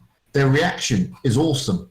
And that's exactly what I did. So everybody's looking at Never Reatnoy being whittled down by G-Game, completely oblivious there's a Kranwagen capping B, oblivious to the fact that there's a Vickers capping A, and oblivious to the fact that all the other heavies are rotating around the back to come down on the C cap and push G-Game, which they do. And then they put them into like a bottleneck into the middle area, and it's just game over. Absolutely game over. It's beautiful to watch them do it, and that's why they're so strong. Yeah, because they're able to react. Forget their strat. I mean, their strat may be X, but their reaction to how the battle develops is beautiful to watch, and they do it so well coordinated as a team. They're absolutely beautiful to watch. Couldn't agree more. I love games like this. Like, I love intelligent games. You know what I mean? Like, not just the brawls and the knowing how to angle, but outthink your enemy games. I think that's what Mercy do a lot. And, I mean, that's not to say... Don't get me wrong. I mean, no, I can't, people may think, they're saying here that G-Game isn't playing very well. No, not at all. They were outplayed. Yeah. Both teams made mistakes. Both teams made... I think G-Game made some howlers on Canal, allowing Mercy to steal those 2 bases under their nose. I mean, that's a glaring error. That should never have happened. Mm-hmm. But on the same token, Mercy made this tentative first game out on desert sands. And it's not that both teams didn't play well. They did. But I think G Game were just out-thought by Mercy. And that led them to being outplayed. So all in all, fantastic games. And I think we can safely say that no team tonight played badly. It's just minor differences that sort of like start this whole snowball effect. Yeah. I totally agree. All the clans played fantastically. None of them played badly. They all played to win. Every single one of them. It's just that those who lost were outplayed by their opponents. Simple as that. But I actually like that though, because when I stream tournaments, I'm always hoping for this rather than people making massive mistakes and losing the game. Like in this case, it's more like one team wins and not necessarily that the other team loses. I'm not sure if I know that you get what I'm meaning. But more like it's better to lose because you're being outplayed than to lose because you're making mistakes. That's what I mean. Yeah. Well, it's like the other night, we were watching Win against, I think it was, I can't remember, C4, I think it was. And poor old Kuma in a Vickers on Canal takes a shortcut from the C cap area through the bottom area towards D. And in fairness, from where we're sat, because we can see all the tanks, it seems like a stupid move. But when you're in that game and those tanks are not spotted in the far corner, then it seems like a sensible move to get there to try and get those early spots. Exactly. And this is in the first 30 seconds of the game, by the way. Oof, first 30 seconds. Dear. So we're not talking about, midway through a game where you know where the opposition is. So poor old Kuma drops down in his Vickers. He gets spotted because there is one of the C4 guys there. He then does exactly the right thing, which is no, bad move, retreat. But he gets tapped by about 5 tanks because all their guns are trained on him. As soon as he's spotted, all 5 of them just wreck him. Oh, poor now, guy. You could sit there and say, "Oh, that's a big error." It wasn't. It was just better gameplay by the other team. Yeah, exactly that. It's a big difference when you look at it that way. And, we can be a bit complacent because we see all the tanks and all their positions and we get to see the big overview. These guys don't get that. They don't know where the other tanks are. They have no clue. So, these are not glaring mistakes. And as I said, Kuma, as soon as he was spotted, he was like, "I'm out of here." And he tried to get back to his position, but that was it. C4's focus fire was just boom, and he was gone. That was it. And that was a game changer, because as soon as he went, C4 just went, "Let's rush them." Mm-hmm. And this is what the Russian clans do. They see a turning, just an open door, even if it's only slightly open, they will kick it in. And that's what they do. And this is what we saw from Mercy tonight. They see these slight openings, like nobody's really looking after the C cap on Canal. Let's steal it from under their nose. Yeah. and this is what they do. And it's their reactions to the developing battle are brilliant. Just brilliant. Honestly, tomorrow I don't get to commentate. I get to analyze. And in a way, I'm not sure if it's the same for you. Analyzing is more relaxing. You get to think more about what you see. You do, and you get to see. You're right, because obviously we do a lot of commentating and not so much analysing. But when you're doing the analysing side, you get to see more things that are done by design, and you get to see more of those intricate gameplays. Because when you're doing the commentating, you're looking at this particular move, and you're trying to keep up with the action all the time, and talk about what's going on. When you're analysing, all that's gone. So you can look at the positionings, you can look at what are they trying to do, and it's a different vision of the game, is what I'm trying to say. Yeah, exactly. And it's good fun. Yeah, absolutely. Both sides, both the analyzing and the Oh, absolutely. Love it. Totally agree.